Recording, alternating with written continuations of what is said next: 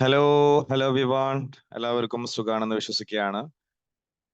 ഞാൻ ഫൈസൽ സിയെ, വിംബിൾ അക്കാദമിയുടെ ഡയറക്ടറാണ്.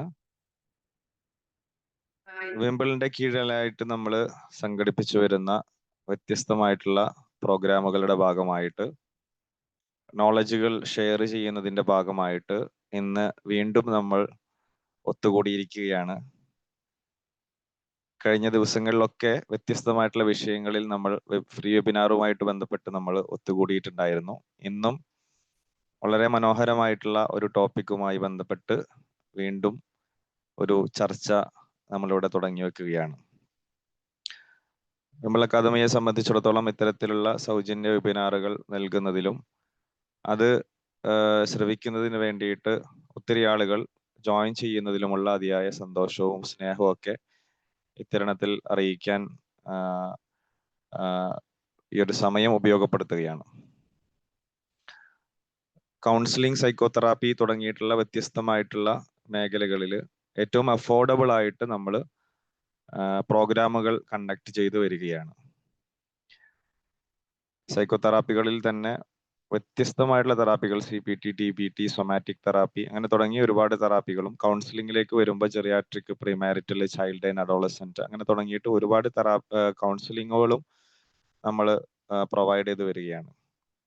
ഡിപ്ലോമ കഴിഞ്ഞവരോ അതല്ലെങ്കിൽ PG ഇൻ സൈക്കോളജി കഴിഞ്ഞവരോ ഒക്കെ പലപ്പോഴും മാർക്കിന് വേണ്ടിയൊക്കെ ആയിരിക്കും നമ്മൾ പഠിക്കുക.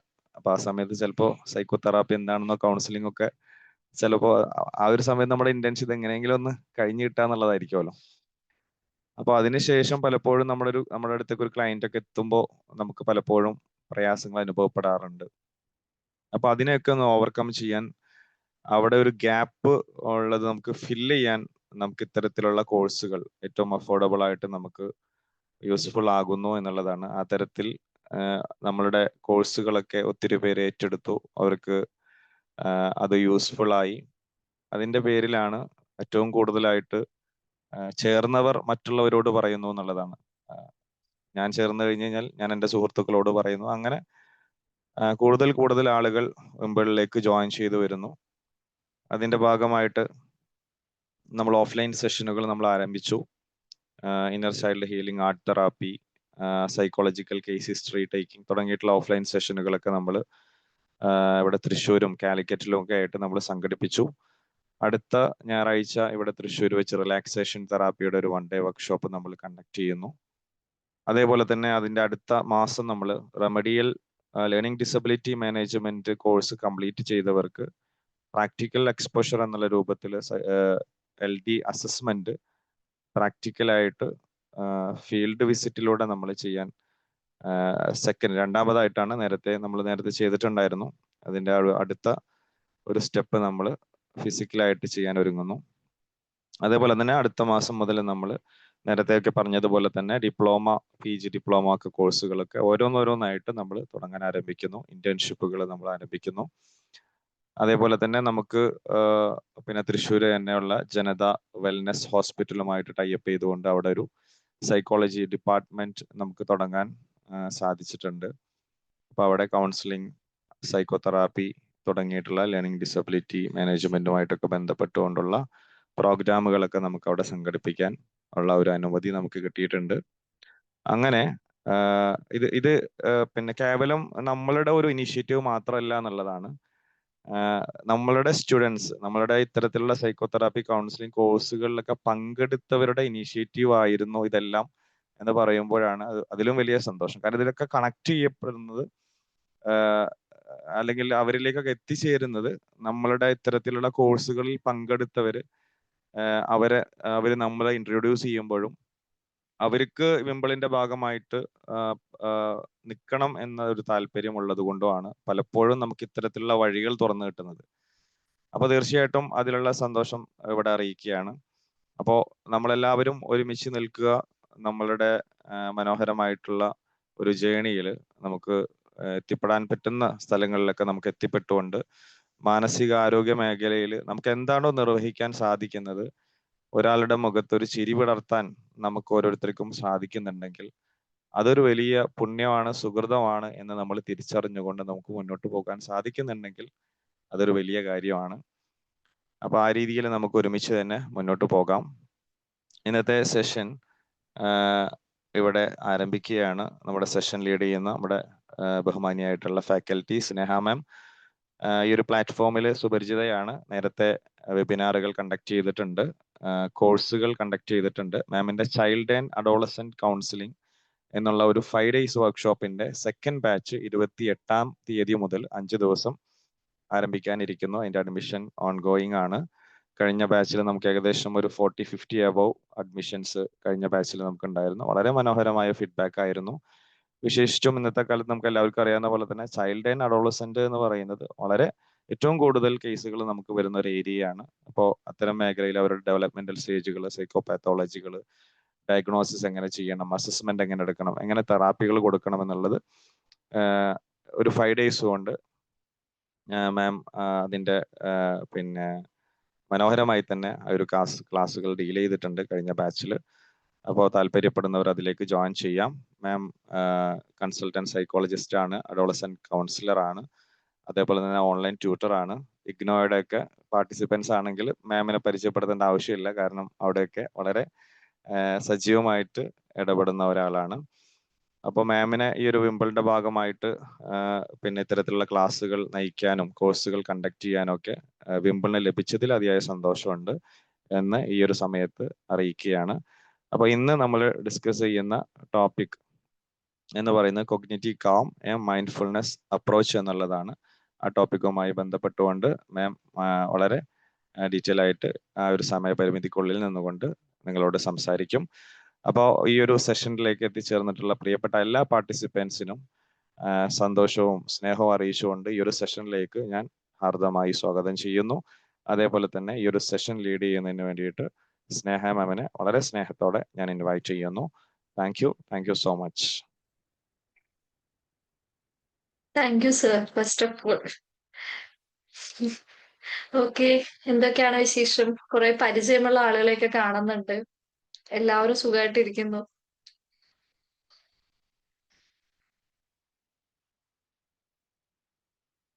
ഇതില് എല്ലാവരും സൈക്കോളജി ഫീൽഡിൽ ഉള്ളവരാണോ? സൈക്കോളജി പഠിക്കാത്ത അല്ലെങ്കിൽ സൈക്കോളജി ആയിട്ടൊരു ബന്ധമില്ല, എന്നാലും ഒന്ന് ക്ലാസ് കയറി നോക്കാം എന്ന് വിചാരിച്ച ആരെങ്കിലും ഒക്കെ ഉണ്ടോ? Ma'am good evening. സ്നേഹ മാം, ഞാനിപ്പം ഇഗ്നോയിന്റെ മാമിന്റെ ക്ലാസ് എല്ലാം ഞങ്ങൾ കേൾക്കും. വൈവയുടെ നടന്നുകൊണ്ടിരിക്കുകയായിരുന്നല്ലോ. ഒരുപാട് സന്തോഷം, ഞങ്ങൾക്ക് ഒത്തിരി എഫക്റ്റീവ് ആയി. ഞാനിപ്പോ അത് ഈ സാറിന്റെ അടുത്ത് ചാറ്റ് ചെയ്ത് സംസാരിച്ചോണ്ടിരിക്കുകയായിരുന്നു മാമിനെ കുറിച്ച്. Thank you so much. Okay, thank U. എനിക്ക് പരിചയമില്ലാത്ത ആൾക്കാർ ഇങ്ങനെ പറയുന്നത് കേൾക്കുമ്പോ ഓക്കെ നമ്മുടെ ക്ലാസ് കൊണ്ട് എന്തെങ്കിലും ഒരു ഉപകാരമായെന്ന് കേൾക്കുമ്പോ അതാണല്ലോ നമ്മുടെ സന്തോഷം. ഞങ്ങൾക്ക് എല്ലാവർക്കും ഇപ്പോഴത്തെ ബാച്ച് ആയിരുന്നു. ഇപ്പൊ വൈവ ജസ്റ്റ് കഴിഞ്ഞുകൊണ്ടിരിക്കുന്നു. അതെ, ഓക്കെ. ഇപ്പോ നമ്മള് ഈ പറഞ്ഞ പോലെ വിംബിൾ ഓൾറെഡി കുറേ ഫ്രീ വെബിനാഴ്സ് കണ്ടക്ട് ചെയ്ത് വന്നിട്ടുണ്ട്. അതിൽ നേരത്തെ പറഞ്ഞു പോയൊരു ടോപ്പിക്കിന്റെ വേറൊരു ഫോം തന്നെയാണ് നമ്മുടെ ഇന്നത്തെ ഒരു സെഷൻ എന്ന് പറയുന്നത്. നിങ്ങളിപ്പോ റീസെന്റ് ആയിട്ട് ഇപ്പൊ സൈക്കോളജി പഠിച്ചുകൊണ്ടിരിക്കുന്നവരാണെങ്കിലും ഇനി അല്ലെങ്കിൽ പോലും നമ്മൾ കേൾക്കുന്ന ഒരു വാക്കാണ് മൈൻഡ്ഫുൾനെസ് എന്ന് പറയുന്നത്. ഈ വാക്ക് ഇങ്ങനെ കുറെ കാലമായിട്ട് അല്ലെങ്കിൽ കുറച്ച് നാളുകളായിട്ട് നമ്മൾ റീസെന്റ് പലയിടത്തും കാണുന്ന മൈൻഡ്ഫുൾ ആയിട്ട് ഇരിക്കുക അല്ലെങ്കിൽ മൈൻഡ്ഫുൾനെസ് പ്രാക്ടീസ് ചെയ്യുക. നിങ്ങൾക്ക് ടെൻഷൻ ഉണ്ടോ അല്ലെങ്കിൽ നിങ്ങൾ ആങ്ഷ്യസ് ആണോ, അവിടെയൊക്കെ നിങ്ങൾക്ക് ഏറ്റവും യൂസ്ഫുൾ ആയിട്ടുള്ള ഒരു ടെക്നിക്കാണ് മൈൻഡ്ഫുൾനെസ്. അതിപ്പോ സൈക്കോളജി പഠിച്ച ഒരാൾക്ക് മാത്രമൊന്നല്ല, സൈക്കോളജി പഠിക്കാത്ത ഒരാൾക്കും ചെയ്യാൻ പറ്റുന്ന കുറേ ടെക്നിക്കുകളാണ് ഈ മൈൻഡ്ഫുൾനെസ്സിൽ വരുന്നത്. ഇപ്പൊ നമ്മൾ കോഗ്നിറ്റീവ് കാം എന്ന് അതിനെ പറയാം, അല്ലെങ്കിൽ നമ്മൾ ഇത് ഇന്ന് ഏറ്റവും ഫേമസ് ആയിട്ടുള്ള കോഗ്നിറ്റീവ് തെറാപ്പിയുടെ ഭാഗമായിട്ട് നമ്മൾ ഉപയോഗിച്ചു കൊണ്ടുപോകുന്ന ഒരു ടെക്നിക്കും കൂടിയാണ്. മൈൻഡ്ഫുൾനെസ് ഒരു ഇൻഡിപെൻഡന്റ് ടെക്നിക്കാണ്, പക്ഷെ ഇന്ന് വളരെ റെലവെന്റ് ആയിട്ടുള്ള സൈക്കോളജി ഫീൽഡിൽ നമ്മൾ ഇന്ന് ഏറ്റവും കൂടുതൽ യൂസ് ചെയ്യുന്ന പല തെറാപ്പിയുടെയും കൂടെ നമ്മൾ കൊണ്ടുപോകുന്ന ഒരു മെത്തേഡ് അല്ലെങ്കിൽ ഒരു ടെക്നിക്കാണ് മൈൻഡ്ഫുൾനെസ്. അപ്പോ നിങ്ങൾ ഒരു ദിവസം എങ്ങനെയാ സ്റ്റാർട്ട് ചെയ്യുന്നത്?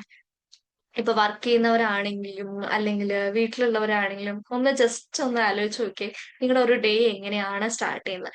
നിങ്ങൾ കാം ആയിട്ടാണോ, അത് അയ്യോ അത് ചെയ്യണ്ടേ ഇത് ചെയ്യണ്ടേ എന്നുള്ള ടെൻഷനിലാണോ, ഭയങ്കര വറീഡ് ആയിട്ടാണോ? ആരെങ്കിലും ഒന്ന് രണ്ടുപേര് പറയും, ബാക്കിയുള്ളവരൊക്കെ ഒന്ന് ആലോചിക്കുക എങ്ങനെയായിരിക്കും നിങ്ങളുടെ ഒരു ഡേ സ്റ്റാർട്ട് ചെയ്യുന്നത് എന്നുള്ളത്. എങ്ങനെയാണ്? Good evening. പറഞ്ഞു. ആ, അങ്ങനെ ഹറിബറി ആയിട്ടല്ല, തലേന്ന് തന്നെ ചിന്തിച്ചു വെക്കുന്ന ആൾ എന്താണ് ചെയ്യേണ്ടതെന്ന്. അതുകൊണ്ട് തന്നെ അത് ഒരു ഡേ തുടങ്ങുമ്പോൾ നമുക്ക് അത്ര ടെൻഷൻ ഇല്ലാതെ തന്നെ തുടങ്ങാൻ കഴിയുന്നുണ്ട്. അങ്ങനെ ചിന്തിക്കുന്ന ആളുണ്ട്. ഓക്കെ. ആ. ഇനി ഹരിബറി ആയിട്ട് പോകുന്ന ആളുകളുണ്ടോ? ഭക്ഷണം പോലും കഴിക്കാൻ സമയമില്ലാതെ വളരെ പെട്ടെന്ന് എന്തെങ്കിലുമൊക്കെ തട്ടിക്കൂട്ടി ഓടുന്ന ആളുകളുണ്ടോ? എനിക്ക് സ്ക്രീൻ പ്രസന്റ് ചെയ്ത് കഴിഞ്ഞാൽ നിങ്ങളെ കാണാൻ പറ്റില്ല കേട്ടോ. അപ്പൊ നിങ്ങൾ എന്തെങ്കിലും ഉണ്ടെങ്കിൽ മൈക്ക് ഓപ്പൺ ചെയ്തിട്ട് പറയണേ. ജസ്റ്റ് റിയാക്ഷൻ ഇട്ടാൽ ചിലപ്പോ എനിക്ക് കാണില്ല.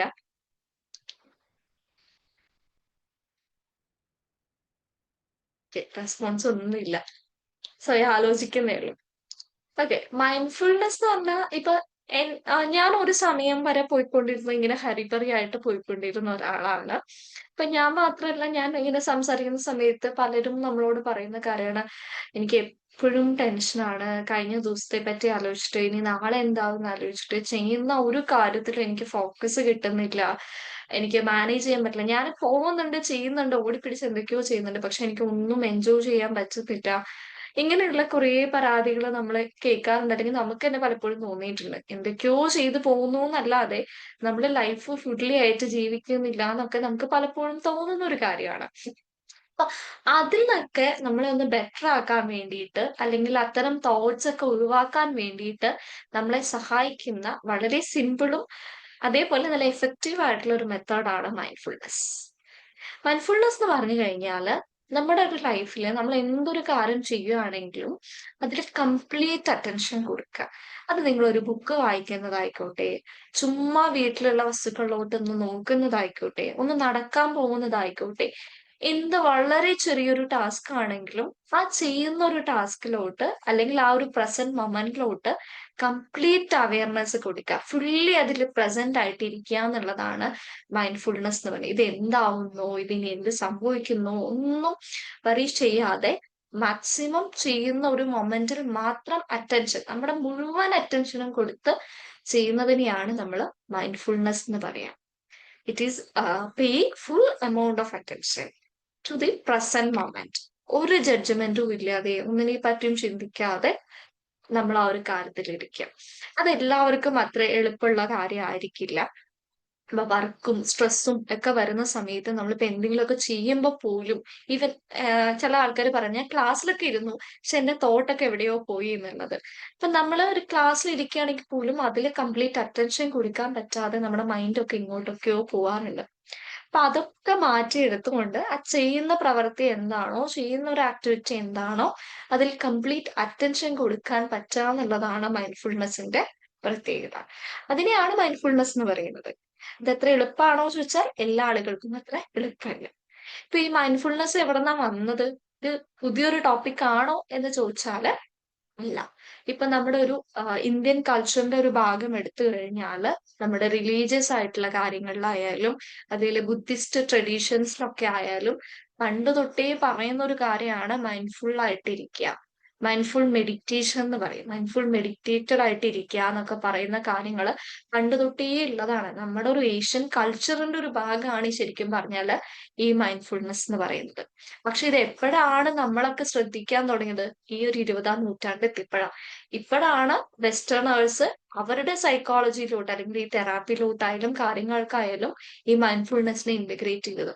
അന്നാണ് ഇതിന് എന്ത് കിട്ടുന്നത്? ഒരു വൈഡ് ആയിട്ടുള്ള ഒരു അക്സെപ്റ്റൻസ് കിട്ടുന്നത്.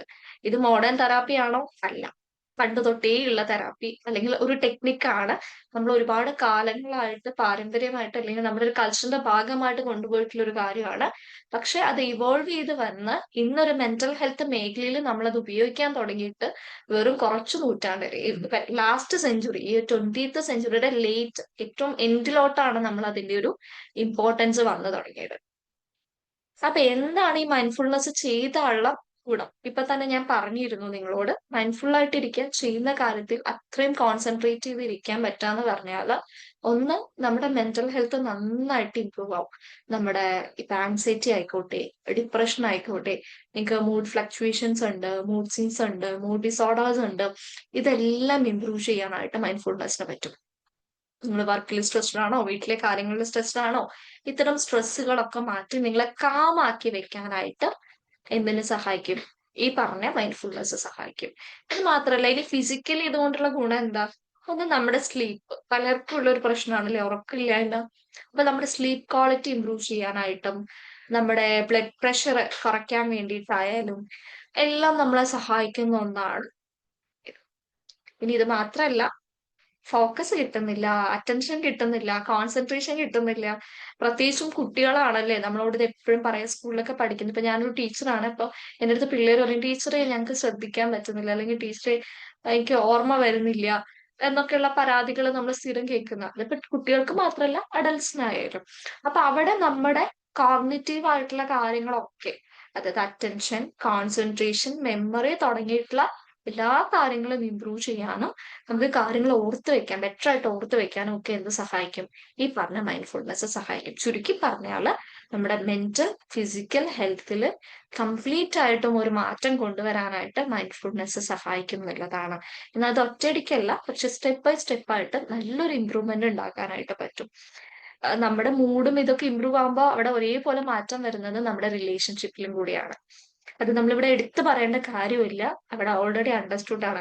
നിങ്ങളുടെ മൂഡ് റെഗുലേറ്റ് ചെയ്യാൻ പറ്റുന്നുണ്ട്, നിങ്ങൾ കാമായിട്ട് ഇരിക്കുന്നുണ്ട്, സ്ട്രെസ് നിങ്ങൾക്ക് മാനേജ് ചെയ്യാൻ പറ്റുന്നുണ്ട്, നിങ്ങൾക്ക് അവിടെ കോപ്പപ്പ് ചെയ്യാൻ പറ്റുന്നുണ്ടെന്നുണ്ടെങ്കിൽ ഉറപ്പായിട്ടും നിങ്ങളുടെ ഫാമിലി റിലേഷൻഷിപ്പ് ആയാലും വർക്ക് പ്ലേസിലെ റിലേഷൻഷിപ്സ് ആയാലും നമ്മുടെ ഒരു സോഷ്യൽ റിലേഷനെ തന്നെ അത് നല്ല രീതിയിൽ ഇംപ്രൂവ് ചെയ്യാനായിട്ട് സഹായിക്കും. അതാണ് മൈൻഡ്ഫുൾനെസിന്റെ ഒരു ബെനിഫിറ്റ്. എന്തിനാണ് മൈൻഡ്ഫുൾനെസ് ചോദിച്ചാൽ നമ്മുടെ ഒരു ഓവറോൾ വെൽബീയിങ്ങിലോട്ട് കോൺട്രിബ്യൂട്ട് ചെയ്യുക എന്നുള്ളതാണ് മൈൻഡ്ഫുൾനെസിന്റെ ബെനിഫിറ്റ്. ക്ലിയർ അല്ലേ ഇതുവരെ? ക്ലിയർ ആണ്. Yes ma'am. ഇനി ഇവിടെ നമ്മൾ പറയുന്നത് മൈൻഡ്ഫുൾനെസ് മാത്രമല്ല, കോഗ്നിറ്റീവ് ബേസ്ഡ് മൈൻഡ്ഫുൾനെസ് ആണ് നമ്മൾ പറയാനായിട്ട് ഉദ്ദേശിക്കുന്നത്. ഇപ്പൊ കോഗ്നിറ്റീവ് ബേസ്ഡ് മൈൻഡ്ഫുൾനെസ് എന്ന് പറഞ്ഞാൽ എന്താ? കോഗ്നിറ്റീവ് തെറാപ്പിയുടെ കൂടെ, അല്ലെങ്കിൽ നമ്മൾ ഒരു സൈക്കോളജിസ്റ്റ് എന്നുള്ള രീതിയിൽ നമ്മൾ എന്നും കൂടുതലായിട്ട് ഉപയോഗിക്കുന്ന ഒരു ടെക്നിക്കാണ് CBT. ആർക്കെങ്കിലും അറിയാവോ എന്താണ് CBT? എന്തെങ്കിലും ഒരു വൺ ലൈൻ ഡെഫിനിഷൻ പറയാനായിട്ട്? നിങ്ങൾക്ക് അറിയാവുന്ന പറഞ്ഞോ, തെറ്റാണെങ്കിൽ ഞാൻ മാറ്റി പറഞ്ഞുതരാം. ഞാൻ തന്നെ ഇങ്ങനെ പറഞ്ഞുകൊണ്ടിരിക്കുന്ന ബോറല്ലേ? നിങ്ങളും കൂടി ഇന്ററാക്ട് ചെയ്താലല്ലേ ക്ലാസ് രസമായിട്ട് പോവാ. ഇതിന് 1 മണിക്കൂർ ഞാൻ ഇങ്ങനെ ലെക്ചർ അടിച്ച പോലെ ആവും.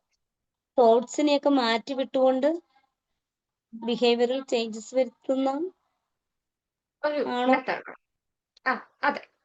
അപ്പൊ നമ്മൾ പറഞ്ഞ പോലെ നമുക്ക് ഓരോ ലൈഫിൽ ഓരോ ഈവെന്റ്സ് ഒക്കെ ഉണ്ടാകുമ്പോൾ ഉറപ്പായിട്ടും നെഗറ്റീവ് ആയിട്ടുള്ള കുറെ തോട്ട്സ് വരില്ലേ? അത് നല്ലതാണോ? അല്ല. നമ്മുടെ ബിഹേവിയറിനെ അത് ബാധിക്കും. ഇപ്പൊ ഒരു എക്സാമ്പിൾ, ഇപ്പൊ എന്നെ ഒരു ഫ്രണ്ട്, നമ്മുടെ ടെക്സ്റ്റിലൊക്കെ ഇഗ്നോയുടെ ടെക്സ്റ്റിൽ പറഞ്ഞ ഏറ്റവും സിമ്പിൾ ആയിട്ടുള്ള ഒരു എക്സാമ്പിൾ ആണ്. നമ്മുടെ ഒരു ഫ്രണ്ട് ഒക്കെ നമ്മളെ മൈൻഡ് ചെയ്താ പോയി പുറത്ത് വെച്ച് കണ്ടപ്പോൾ നമ്മൾ ഫോൺ വിളിച്ചപ്പോ തന്നെ നമ്മള് ഫോൺ എടുത്തില്ല എന്ന് വിചാരിക്കും. ഓട്ടോമാറ്റിക്കലി നമുക്ക് എന്താവും? വിഷമാവും. അത് നോർമലാണ്. നമ്മുടെ വളരെ അടുത്തൊരു ഫ്രണ്ട് നമ്മളെ മൈൻഡ് ചെയ്യാതെ പോയി, നമുക്ക് വിഷമായി എന്നുള്ളത്. പക്ഷെ നമ്മൾ ഇത് ഇങ്ങനെ ഇരുന്ന് ആലോചിക്കുകയാണ്. അപ്പൊ ആലോചിക്കുന്ന, അവൾ എന്താ പോയത്, ഞാൻ വിളിച്ചിട്ട് എടുത്തൂല്ല, അവൾക്ക് എന്റെ ഫ്രണ്ട്ഷിപ്പ് വേണ്ട തോന്നിയോ, ഇനി ഞാൻ ഒട്ടും വേർത്തല്ലേ, അതുകൊണ്ടാണോ എന്നെ മൈൻഡ് ചെയ്യാതെ പോയതും വിളിക്കാത്ത എടുക്കാത്തതും. അപ്പൊ ഇങ്ങനെ ചിന്തിച്ചു തുടങ്ങി പതിയെ പതിയെ അതെന്താവും? നമ്മുടെ ഉള്ളിൽ ഒരു ബിലീഫ് പോലെയാവും. ഓക്കെ, ഞാൻ വേർത്തല്ല, ഒരു ഫ്രണ്ട്ഷിപ്പിന് ഞാൻ വേർത്തല്ല എന്ന് തോന്നി തുടങ്ങി. പതിയെ പതിയെ എന്ത് സംഭവിച്ചു? മറ്റുള്ള ഫ്രണ്ട്സുമായിട്ടുള്ള ഒരു കണക്ഷൻ വരെ നമ്മൾ പതിയെ ബ്രേക്ക് ചെയ്യാൻ തുടങ്ങി. പതിയെ പതിയെ നമ്മൾ വിഡ്രോ ചെയ്യാൻ തുടങ്ങി. നമ്മൾ ഐസൊലേറ്റഡ് ആയി, നമ്മുടെ മൂഡിനെ ബാധിച്ചു. ഇങ്ങനെ പോകും. അപ്പൊ ചെറിയൊരു നെഗറ്റീവ് തോട്ട് റിപ്പീറ്റഡ് ആയിട്ട് വന്നു കഴിഞ്ഞാൽ, ഇത് വേണമെന്ന് വെച്ച് വരുത്തുന്നതായിരിക്കില്ല, ഓട്ടോമാറ്റിക് ആയിട്ട് വരുന്നതാവും. ഇങ്ങനെ ഓട്ടോമാറ്റിക് ആയിട്ട് വരുന്ന പല നെഗറ്റീവ് തോട്ടുകളും നമുക്ക് എന്തുണ്ടാവുന്നു? ബിഹേവിയർ പ്രോബ്ലംസ് ഉണ്ടാക്കാനും ഇമോഷണൽ ഡിസ്ട്രെസ് ഉണ്ടാക്കാനും കാരണമാവുന്നുണ്ട്. അത്തരത്തിലുള്ള തോട്ട് എന്താണ്, അത്തരത്തിലുള്ള ഒരു പ്രശ്നം എന്താണെന്ന് കണ്ടുപിടിച്ച് അതിനെ മാറ്റുക എന്നുള്ളതാണ് നമ്മുടെ ഒരു CBTയുടെ ലക്ഷ്യം എന്ന് പറയുന്നത്. ഇപ്പൊ ഓരോരുത്തർക്കും അറിയുന്നുണ്ടാവില്ല അവരുടെ തോട്ട് കാരണമാണ് ഈ പ്രശ്നം ഉണ്ടായത്, അല്ലെങ്കിൽ അവർ ഇത്രയും സ്ട്രെസ് അനുഭവിക്കുന്നതിന്റെ ഒരേ ഒരു റീസൺ അവരുടെ തോട്ടാ. അത് അവർ വേണം വെച്ച് ആലോചിക്കുന്നതാണോ? അല്ല. ഓട്ടോമാറ്റിക് ആയിട്ട് വരുന്നതെന്നാ പറയുന്നത്. സ്വാഭാവികമായിട്ടും വരുന്നത് നമ്മുടെ സ്ട്രെസ് കൊണ്ടും നമ്മൾ ജീവിച്ച സാഹചര്യങ്ങൾ കൊണ്ടും, അതല്ലെങ്കിൽ ഇമോഷണൽ ആയിട്ടുള്ള പ്രശ്നങ്ങളിലൂടെ പോകുമ്പോൾ, ഹോർമോണൽ ഇംബാലൻസുകൾ വരുമ്പോൾ, ഇവിടെയൊക്കെ നമ്മുടെ തോട്ട് പാറ്റേൺ മാറും. അപ്പൊ അത്തരത്തിലുള്ള നമ്മുടെ ലൈഫിനെ ബാധിക്കുന്ന നെഗറ്റീവ് ആയിട്ടുള്ള തോട്ട് പാറ്റേൺസ് എന്താണോ അതിനെ കൃത്യമായിട്ട് ഐഡന്റിഫൈ ചെയ്തുകൊണ്ട് റീപ്ലേസ് ചെയ്യുക. ഇതൊക്കെ ഇറേഷണൽ തോട്ട്സ് ആ. ഇതിൽ എന്തെങ്കിലും ലോജിക് ഉണ്ടോ ഈ പറഞ്ഞ കാര്യത്തിൽ? ഒരു ഫ്രണ്ട് ഒരു ദിവസം മൈൻഡ് ചെയ്ത് പോയി കഴിഞ്ഞാൽ നമ്മൾ അൺവർത്തി ആവോ? ഇല്ല. പക്ഷെ അതൊരു ഇറേഷണൽ തോട്ടാണ്. അത് പതിയെ പതിയെ ബിലീഫായിട്ട് മാറുകയാണ്. അത്തരത്തിലുള്ള ഇറേഷണൽ തോട്ട്സിനെ മാറ്റി റേഷണൽ ആയിട്ട് യുക്തിപരമായ ചിന്തകൾ കൊണ്ടുവരിക, ഹെൽപ്ഫുൾ ആയിട്ടുള്ള ഒരു തോട്ട് പ്രോസസ്സിലോട്ട് മാറ്റാം. അതാണ് CBTയുടെ ലക്ഷ്യം. CBTക്ക് അതിൻ്റെതായ കുറേ ടെക്നിക്കുകളുണ്ട്. നിങ്ങൾ കേട്ടിട്ടുണ്ടോ എന്നറിയില്ല. ഇപ്പോ തോട്ട് റെക്കോർഡ് എന്ന് പറഞ്ഞിട്ടൊരു മെത്തേഡ് ഉണ്ട്, തോട്ട് ലേബലിംഗ് എന്ന് പറഞ്ഞിട്ടുള്ള മെത്തേഡ് ഉണ്ട്. അങ്ങനെ ഒരുപാട് CBT ജേർണലിംഗ് നമ്മൾ കൊടുക്കാറുണ്ട്. കുറെ എക്സസൈസ്, ഹോംവർക്കുകൾ, CBT വർക്ക്ഷീറ്റുകൾ ഒക്കെ അവൈലബിൾ ആണ്. അപ്പോൾ ഇതിന്റെ ഇടയിൽ കൂടെ നമ്മൾ ഇതിനൊപ്പം തന്നെ ചെയ്തു പോവുകയാണ് ഇപ്പോൾ മൈൻഡ്ഫുൾനെസ്സും. അതാണ് കോഗ്നിറ്റീവ് ബേസ്ഡ് മൈൻഡ്ഫുൾനെസ്. ഇപ്പൊ CBT അല്ലെങ്കിൽ MBCT എന്ന് പറയും, MCBT എന്ന് പറയും, മൈൻഡ്ഫുൾനെസ് ബേസ്ഡ് CBT. അങ്ങനെ ഒരു ടെക്നിക്ക് തന്നെ നമ്മൾ പുതിയതായിട്ട് ഡെവലപ്പ് ചെയ്തു. മൈൻഡ്ഫുൾനെസ് എന്താന്ന് പറഞ്ഞു, കോഗ്നിറ്റീവ് തെറാപ്പി എന്താന്ന് പറഞ്ഞു. ഈ രണ്ടിനെയും കൂടെ കമ്പൈൻ ചെയ്തിട്ടുള്ള ഒരു മെത്തേഡാണ് ഇന്ന് നമ്മൾ മുന്നോട്ട് പോകുന്നത്. അപ്പൊ മൈൻഡ്ഫുൾനെസ് ബേസ്ഡ് കോഗ്നിറ്റീവ് തെറാപ്പി ആണ് ഇന്ന് നമ്മൾ പറയില്ലേ ട്രെൻഡിങ് ലിസ്റ്റിലുള്ളത് എന്ന് പറയാൻ വേണമെങ്കിൽ നമ്മൾ ഏറ്റവും കൂടുതൽ യൂസ് ചെയ്യുന്ന ഒരു മെത്തേഡായിട്ട് മാറിയിട്ടുള്ളത്. CBTയുടെ തന്നെ പല വേർഷൻസ് ഉണ്ട്. അക്സെപ്റ്റൻസ് കമ്മിറ്റ്മെന്റ് തെറാപ്പി ഉണ്ട്, ഡയലക്റ്റിക്കൽ ബിഹേവിയർ തെറാപ്പി ഉണ്ട്. ഇതിന്റെ ഒക്കെ പ്രത്യേകത, അതിൽ പ്രത്യേകിച്ചും DBTയുടെ പ്രത്യേകത എന്ന് പറയുന്നത് തന്നെ ഈ മൈൻഡ്ഫുൾനെസ്സും കൂടി ഇൻക്ലൂഡ് ചെയ്ത് പോവുക എന്നുള്ളതാണ്. അപ്പൊ ഇന്ന് ഡെവലപ്പ് ചെയ്ത് വരുന്ന പല തെറാപ്പിയിലും നമ്മൾ ഉപയോഗിക്കുന്നത് ഈ മൈൻഡ്ഫുൾനെസ് ബേസ്ഡ് CBT ആണ്. CBTയുടെ വേറൊരു എക്സാമ്പിൾ ഞാൻ ഇവിടെ കൊടുത്തേ.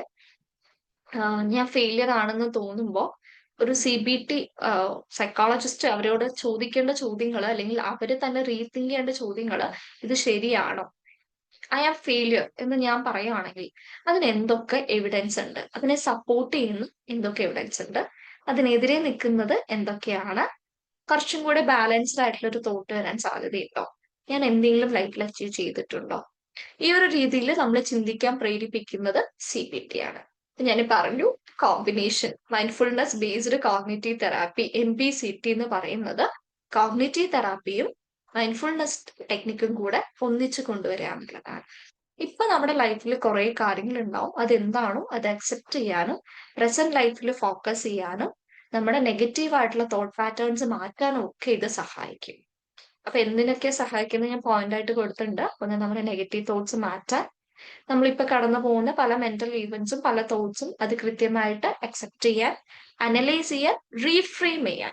വളരെ ഇമ്പോർട്ടന്റ് ആയിട്ടുള്ള ഒരു ടേമാണ്. ഇപ്പൊ ഈ പറഞ്ഞാല് ഞാൻ ഫെയിലിയർ ആണ് എന്നുള്ള ഒരു തോട്ടാണ് എന്നെ മൊത്തം പിന്നോട്ട് വലിക്കുന്നത്. അല്ലെ, ഇപ്പൊ ഞാൻ വിചാരിക്കുകയാണ് ഇപ്പൊ ഇന്ന് ക്ലാസ് എടുക്കാൻ ഇല്ല, എന്നെ കൊണ്ട് പറ്റില്ല എന്ന് എനിക്ക് തോന്നിയാൽ ഞാൻ എന്തെങ്കിലും ഒരു വെബിനാർ എടുക്കാൻ വരും? ഒരിക്കലും വരില്ല. ആദ്യം ഞാൻ പേടിച്ചു, ചെയ്ത് വന്നില്ല. പിന്നെ റിപ്പീറ്റഡ് ആയിട്ട് ആ പേടി ഉള്ളിൽ കയറി ടെൻഷനായി, എന്നെ കൊണ്ട് പറ്റില്ല എന്നൊക്കെ ചിന്തിച്ച് കൂട്ടി അതെന്റെ ബിലീഫായി, എന്നെ കൊണ്ട് പറ്റില്ല.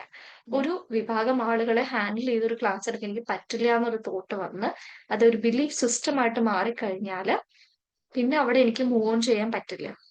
അപ്പൊ അത്തരത്തിലുള്ള ബിലീഫ് സിസ്റ്റത്തിൽ ഫോക്കസ് ചെയ്ത് അതിനെ റീഫ്രെയിം ചെയ്തെടുക്കാം പറ്റും. ഇവിടെയാണ് നമുക്ക് സ്റ്റക്ക് ആവുന്നത്, എന്തൊക്കെയാണ് എബിലിറ്റീസ് നമുക്ക് അതിന് വേണ്ടത് എന്നുള്ള കാര്യങ്ങളൊക്കെ അനലൈസ് ചെയ്ത് റീഫ്രെയിം ചെയ്യാനായിട്ടാണ് ഇവിടെ സഹായിക്കുക. ഇനി നമുക്കൊരു കാര്യം ചെയ്യാൻ അറിയില്ലെങ്കിൽ അത് അറിയില്ല എന്ന് പറയാൻ നമുക്ക് പറ്റണം, അല്ലെങ്കിൽ അത് അക്സെപ്റ്റ് ചെയ്യണം. ഇപ്പൊ എന്നോട് വന്നിട്ട് ഡാൻസ് ചെയ്യാൻ പറഞ്ഞാൽ എനിക്ക് അറിയില്ല, അതേസമയം എന്റെ അനിയത്തോട് പറഞ്ഞാൽ അവള് ചെയ്യും, അവള് പഠിച്ചിട്ടുണ്ട്, അവളത് പഠിച്ചു, അവൾക്കത് ചെയ്യാൻ അറിയാം. ഓക്കെ, അപ്പൊ എനിക്കത് അറിയില്ല ഒരാൾ പറയുന്നത്, എനിക്ക് ഇത്രയും ഡാൻസ് അറിയില്ല, ഭയങ്കര മോശം, ഒരു സ്റ്റെപ്പ് പോലും ഇടുന്നില്ലല്ലോ എന്ന് ഒരാൾ പറഞ്ഞു കഴിഞ്ഞാൽ അത് നമ്മൾ നെഗറ്റീവായിട്ട് എടുത്തു കഴിഞ്ഞാൽ തീർന്നു. പക്ഷെ നമ്മളത് അക്സെപ്റ്റ് ചെയ്യും, ഓക്കെ എനിക്ക് അറിയില്ല, അതുകൊണ്ടൊന്നും സംഭവിക്കാൻ പോകുന്നില്ല. അത്തരം നമുക്ക് ചുറ്റും നടക്കുന്ന ഈവൻസ് ആയാലും കാര്യങ്ങളായാലും അത് ഒബ്സർവ് ചെയ്യാനും അതിനൊരു ജഡ്ജ്മെന്റും ഇല്ലാതെ അക്സെപ്റ്റ് ചെയ്യാനും പഠിപ്പിക്കുക, മൊമെന്റിൽ ഫോക്കസ് ചെയ്യുക. ഇതാണ് ഇതിന്റെ ഒരു മെത്തേഡ്. ഓക്കെ, ഇവിടെയാണ് നമ്മൾ CBTയും മൈൻഡ്ഫുൾനെസ്സും കൂടെ കമ്പൈൻ ചെയ്തിട്ടുള്ളത്. നമ്മുടെ ഡേ ടു ഡേ ലൈഫ് എത്രത്തോളം ബെറ്റർ ആക്കാം, നമ്മളുടെ ഒരു വെൽബീയിങ്ങിലോട്ട് എങ്ങനെ കോൺട്രിബ്യൂട്ട് ചെയ്യാം. ക്ലിയർ അല്ലേ? ഇനി ടെക്നിക്സ് ആണ്. നമുക്ക് ഒരുപാട് ടെക്നിക്സ് ഉണ്ട് കേട്ടോ. അപ്പൊ എല്ലാ ടെക്നിക്കും പറഞ്ഞു പോകാനുള്ള ഒരു സമയം പരിമിതി ഉണ്ട്. അപ്പോ മെയിൻ ആയിട്ടുള്ള ഒരു മെയിൻ എന്ന് പറഞ്ഞാൽ എളുപ്പമുള്ള കുറച്ച് ടെക്നിക്സ് നമുക്ക് ആദ്യം പറയാം. ബേസിക് ടെക്നിക്സ് ആണ്. ഇതിന്റെ അഡ്വാൻസ്ഡ് ഒക്കെ ഉണ്ട്. അത് നമ്മൾ സെഷൻ വെക്കാൻ പ്ലാൻ ചെയ്യുന്നുണ്ട്. അഡ്വാൻസ്ഡ് ആയിട്ട് വിംപിളായിട്ട് തന്നെ കോർഡിനേറ്റ് ചെയ്തിട്ട് അത് ഉടനെ ഉണ്ടാവും. അപ്പൊ ഈ പറഞ്ഞ പോലെ ഇപ്പൊ നമ്മൾ ഒരു ബേസിക് ആയിട്ടുള്ള ടെക്നിക്കുകൾ അത് നമുക്ക് ഡിസ്കസ് ചെയ്യാം. അതിൽ 1-2 കുറച്ച് ഡീറ്റെയിൽ ആയിട്ട് പറയാം. ഓക്കെ.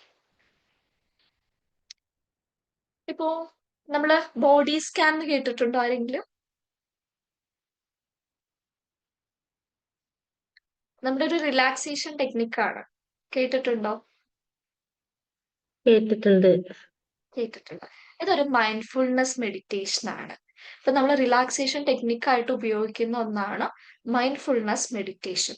അതില് ഏറ്റവും ഫേമസ് ആയിട്ടുള്ള അല്ലെങ്കിൽ ഏറ്റവും കോമൺ ആയിട്ട് നമ്മൾ ഉപയോഗിച്ചുകൊണ്ടിരിക്കുന്ന ഒരു ടെക്നിക്കാണ് ബോഡി സ്കാൻ. ഇത് നമുക്ക് ഇങ്ങനെ ഇംഗ്ലീഷ് ടേമിലൊക്കെ പറയാം. അപ്പൊ നമ്മൾ പറഞ്ഞ വെസ്റ്റേൺ സൈക്കോളജിയിൽ വന്നപ്പോ അതിന്റെ പേരൊക്കെ ബോഡി സ്കാൻ ആയി. പക്ഷെ നമ്മൾ യോഗ പഠിച്ചവർക്കറിയാം ഇതിന്റെ മലയാളത്തില് യോഗ പഠിക്കുന്ന സമയത്ത് നമ്മൾ പഠിക്കുന്ന ഒരു ടെക്നിക്കാണ് ശവാസനം എന്ന് പറഞ്ഞിട്ട്. ശരിക്കും ആ ഒരു ടെക്നിക്ക് തന്നെയാണ് ബോഡി സ്കാൻ എന്ന് പറയുന്നത്.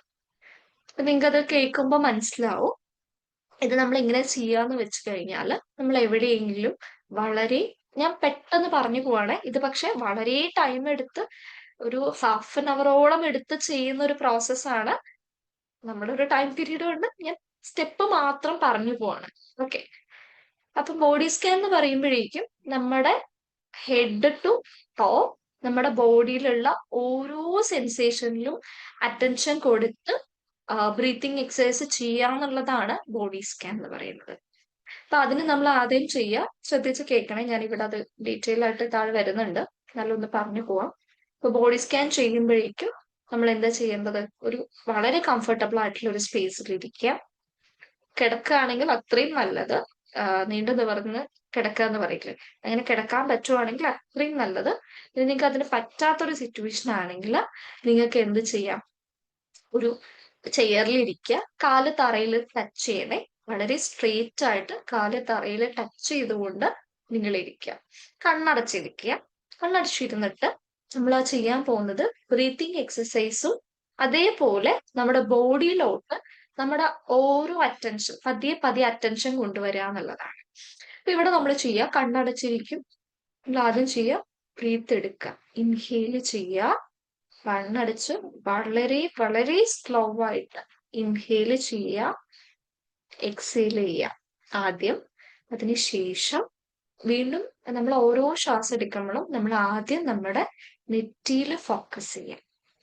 ഓക്കെ. നമ്മുടെ മൈൻഡ് കൊണ്ടാണ്, കണ്ണടയ്ക്കാണ് നമ്മൾ നമ്മുടെ മൈൻഡിൽ നമ്മുടെ, നിങ്ങളൊന്ന് ജസ്റ്റ് ട്രൈ ചെയ്ത് നോക്കാം. കണ്ണടച്ചിട്ട് നമ്മുടെ നെറ്റി ആദ്യം ഇമാജിൻ ചെയ്യാം. എന്നിട്ട് നമ്മൾ ആസ് എ സൈക്കോളജിസ്റ്റ് ആണ് ഇപ്പൊ ഞാൻ ഇവിടെ ഇരിക്കുമ്പോൾ എന്റെ അപ്പുറത്ത് ക്ലയന്റ് ഉണ്ടെങ്കിൽ ഞാൻ പറയാ, ജസ്റ്റ് കണ്ണടച്ച് വളരെ റിലാക്സ്ഡ് ആയിട്ട് കൈയൊക്കെ താഴെ വെച്ച് മടിയിലെ കംഫർട്ടബിൾ ആയിട്ടുള്ള രീതിയിൽ ഇരിക്കുക. then കാല് തറയിൽ ടച്ച് ചെയ്തിരിക്കുക. കണ്ണടച്ച് നമ്മൾ പതിയെ നമ്മുടെ നെറ്റ് ഇമാജിൻ ചെയ്യാം. നോട്ട്. ഇപ്പൊ നമ്മൾ ഓരോ പ്രാവശ്യം ബ്രീത്ത് എടുത്ത് പുറത്ത് വിടുമ്പോഴും നമ്മുടെ നെറ്റി റിലാക്സ് ആവാണ്. ദെൻ ഇൻഹേൽ, എക്സേൽ, ഇതിനൊപ്പം നമ്മൾ ഓരോ പ്രാവശ്യം ശ്വാസം എടുക്കുമ്പോഴും പതിയെ പതിയെ നമ്മുടെ നെറ്റി റിലാക്സ്. ദെൻ നമ്മൾ നെക്സ്റ്റ് ഐയിലോട്ട് വരും. നമ്മൾ ബ്രീത്ത് എടുത്ത് വിടുന്നതിനനുസരിച്ച് നമ്മുടെ കണ്ണുകള് റിലാക്സ്ഡ് ആവാണ്. നമ്മൾ ഇമാജിൻ ചെയ്യാണ് ശരിക്കും ഇവിടെ ചെയ്യുന്നത്. നമ്മൾ കംപ്ലീറ്റ്ലി നമ്മൾ എടുക്കുന്ന ഓരോ ശ്വാസത്തിലും ഫോക്കസ് ചെയ്യും. പ്ലസ് നമ്മുടെ ആ കണ്ണ് നമുക്ക് ഫീൽ ചെയ്യാൻ പറ്റും. ആ കണ്ണ് നമ്മൾ അടച്ചിരുന്ന് ഈ ശ്വാസം എടുക്കുന്നതിന്റെ ഒപ്പം തന്നെ നമ്മുടെ കണ്ണിൽ ആ മൂവ്മെന്റ് നമുക്ക് ഫീൽ ചെയ്യാൻ പറ്റും. അപ്പൊ ഇതിന്റെ ഇടയിലൊക്കെ തോട്ടൊക്കെ കയറി വരാം. പക്ഷെ നമ്മൾ അതിനെ ബ്രേക്ക് ചെയ്തോണ്ട്, ഓക്കെ തോട്ട് വന്നു, അയ്യോ കറി ഉണ്ടാക്കിയില്ലല്ലോ ഞാന് എന്ന് വിചാരിച്ചാ അപ്പൊ തന്നെ ഓക്കെ കറി ഉണ്ടാക്കില്ല, അത് ഓക്കെ, ഞാൻ വീണ്ടും ബ്രീത്തിലോട്ട് ഫോക്കസ് ചെയ്യാൻ പോവാണെന്ന് നമ്മൾ സ്വയം എഫേർട്ട് എടുക്കുകയാണ് അവിടെ. അത് ആദ്യത്തെ ഒരു ദിവസം കിട്ടിയെന്ന് വരില്ല, പല ദിവസങ്ങളായിട്ടായിരിക്കും ചെയ്യുമ്പോഴാണ് അത് പ്രാക്ടീസിലോട്ട് വരുള്ളൂ. ഓക്കെ. അപ്പൊ നമ്മൾ ആദ്യം നെക്സ്റ്റ് കണ്ണ്, നമ്മുടെ ചീക്സ്, നമ്മുടെ മൂക്ക് ചീക്സ് എന്ന് പറയും. ദെൻ നമ്മുടെ ജോ, നെക്ക്, ഷോൾഡേഴ്സ് കഴിയുമ്പോഴേക്കും നമ്മുടെ ഹാൻഡ്സ് രണ്ടും റിലാക്സ് ചെയ്യാണ്. ദെൻ നമ്മൾ ശ്വാസം എടുത്തുകൊണ്ടാണ് ഇത് ചെയ്യുന്നത്. ശ്വാസം എടുക്കുന്നുണ്ട്, ക്ലയന്റ് ശ്വാസം എടുക്കുന്നുണ്ട്, നമ്മൾ പറഞ്ഞുകൊണ്ടിരിക്കുന്നുണ്ട്. സൈക്കോളജിസ്റ്റ് എന്ന് പറയുന്നുണ്ട് നിങ്ങളുടെ ഇൻഹെയിൽ എക്സെയിൽ ഓരോ പ്രാവശ്യം ഇൻഹെയിൽ ചെയ്യുമ്പോഴും എക്സെയിൽ ചെയ്യുമ്പോഴും നിങ്ങളുടെ ഹാൻഡ്സ് റിലാക്സ്ഡ് ആവാണ്. ദെൻ ഹാൻഡ്സ് കഴിയുമ്പോൾ നമ്മുടെ ചെസ്റ്റ്, ദെൻ സ്റ്റൊമക്കിൽ നമ്മുടെ വയറിലോട്ട് വരുമ്പോഴേക്കും വയറിന്റെ ഉള്ളിലുള്ള ഓരോ ഓർഗൻസും നമ്മൾ എന്ത് ചെയ്യാൻ പറയാ, ഇമാജിൻ ചെയ്യാൻ പറയാം. നിങ്ങളുടെ വയറിന്റെ ഉള്ളിലുള്ള ഓരോ ഓർഗൻസും അവിടെ റിലാക്സ്ഡ് ആവാണ്. ദെൻ നമ്മുടെ തൈസ് തൊടയിലോട്ട്, ദെൻ ലാസ്റ്റ് കാൽപാദം, ദെൻ ടോ. ഇങ്ങനെ ഹെഡ് ടു ടോ വരെയും നമ്മൾ ഇൻഹെയിൽ എക്സെയിൽ, അതായത് നമ്മുടെ റെസ്പിറേഷൻ നമ്മൾ ചെയ്തുകൊണ്ടിരുന്ന ശ്വാസം എടുത്ത് വിടുന്നുണ്ട്. ഒപ്പം നമ്മുടെ ബോഡിയിലുള്ള ഓരോ ചെറിയ ചെറിയ സെൻസേഷൻസിലും നമ്മൾ പ്രാധാന്യം കൊടുക്കുന്നുണ്ട്. അതിന്റെ ഒപ്പം സൈക്കോളജിയുടെ പറയാണ് റിലാക്സ് ആവാണ് ഒരു കാം മ്യൂസിക് വെച്ചിട്ടാണ് നമ്മൾ പറയാ. അപ്പൊ അവര് പതിയെ പതിയെ അവരുടെ ബോഡി റിലാക്സ് ആവുന്നവർക്ക് അറിയാൻ തുടങ്ങി. നമ്മുടെ ബോഡി റിലാക്സ് ആകുമ്പോൾ എങ്ങനെ ഫീൽ ചെയ്യാന്നറിയോ? വെയിറ്റ് ലെസ് ആയിട്ടല്ല, നമ്മുടെ കയ്യിലും കാലിലൊക്കെ കുറച്ചൊരു വെയിറ്റ് കൂടിയ പോലെ നമുക്ക് ഫീൽ ചെയ്യും. കാരണം നമ്മുടെ ഓരോ മസിൽസും അങ്ങ് റിലാക്സ് ആകുമ്പോൾ ഒരു എന്തോ ഒന്ന് നമ്മളെ കാലിൽ ഇങ്ങനെ വന്ന പോലത്തെ ഒരു ചെറിയൊരു ഫീലാണ് നമുക്ക് ഉണ്ടാവുക ഈ ബോഡി സ്കാൻ കഴിയും. ദെൻ അതെല്ലാം കഴിയുമ്പോൾ പതിയെ നമ്മൾ ലാസ്റ്റ് എൻഡിൽ പറയും നിങ്ങൾ ഇപ്പോൾ എവിടെയാണോ ഇരിക്കുന്നത് ആ സ്ഥലം ഇമാജിൻ ചെയ്യുക. ദെൻ ശ്വാസം എടുത്തിട്ടൊന്ന് വളരെ പതുക്കെ, നിങ്ങളുടെ ബോഡി ഇപ്പൊ റിലാക്സ്ഡ് ആണ്, വളരെ വളരെ പതിയെ കണ്ണുകൾ ഓപ്പൺ ചെയ്യുക. ഇപ്പൊ ഞാനിത് 5 മിനിറ്റ് കൊണ്ടാണ് പറഞ്ഞത്. ഇത് കേൾക്കുമ്പോൾ നിങ്ങൾക്ക് ഒന്നും തോന്നില്ല. പക്ഷെ ഈ ഒരു ടെക്നിക്ക് നമ്മൾ വളരെ സമയം എടുത്ത് ഒരു 20 മിനിറ്റ്സോളം എങ്കിലും എടുത്താണ് ചെയ്യുക. അപ്പൊ നമ്മള് ഒരു പ്രാവശ്യം അല്ല ശ്വാസം എടുക്കുക, 2ഉം 3ഉം പ്രാവശ്യം ഒക്കെ ഇൻഹേൽ ചെയ്ത് ഓരോ പ്രാവശ്യം ഓരോരോ പാർട്സ് ആയിട്ട് റിലാക്സ് ആവുന്നു എന്ന് പറഞ്ഞുകൊണ്ടാണ് ഈ ഒരു ടെക്നിക്ക് മുന്നോട്ട് പോകുന്നത്. എനിക്ക് യൂട്യൂബിലൊക്കെ സെർച്ച് ചെയ്താൽ ഇഷ്ടംപോലെ വീഡിയോസ് കിട്ടും കേട്ടോ ബോഡി സ്കാനിന്റെ. അപ്പൊ ഇങ്ങനെയാണ് അത് ചെയ്യാം. ക്ലിയർ ആയോ? Yes ma'am. നിങ്ങൾക്ക് ഇപ്പോ ഒറ്റയ്ക്ക് ചെയ്യണം എന്നുണ്ടെങ്കിൽ എങ്ങനെ ചെയ്യാം എന്നുള്ളതാണ് ഞാൻ പറഞ്ഞത്. യൂട്യൂബിൽ കിടപ്പുണ്ട്, ഇഷ്ടംപോലെ വീഡിയോസ് കിടപ്പുണ്ട്. നിങ്ങൾക്ക് എന്ത് ചെയ്യാം, അത് വേണമെങ്കിൽ ഒരു ഫോണിൽ എന്തെങ്കിലും ഫോണിൽ വളരെ കാമായിട്ടുള്ള ഒരു മ്യൂസിക് വെച്ചിട്ടോ, അല്ലെങ്കിൽ ഒന്നും വേണ്ട, ഇനി മ്യൂസിക് ഇല്ലെങ്കിൽ പോലും നിങ്ങൾക്ക് മ്യൂസിക്കോട് കൂടിയുള്ള വോയിസ് ഓവേഴ്സ് ഉണ്ട്. അപ്പൊ അത് ഓൺ ചെയ്ത് വെച്ചിട്ട് ഒറ്റയ്ക്കും പ്രാക്ടീസ് ചെയ്യാം.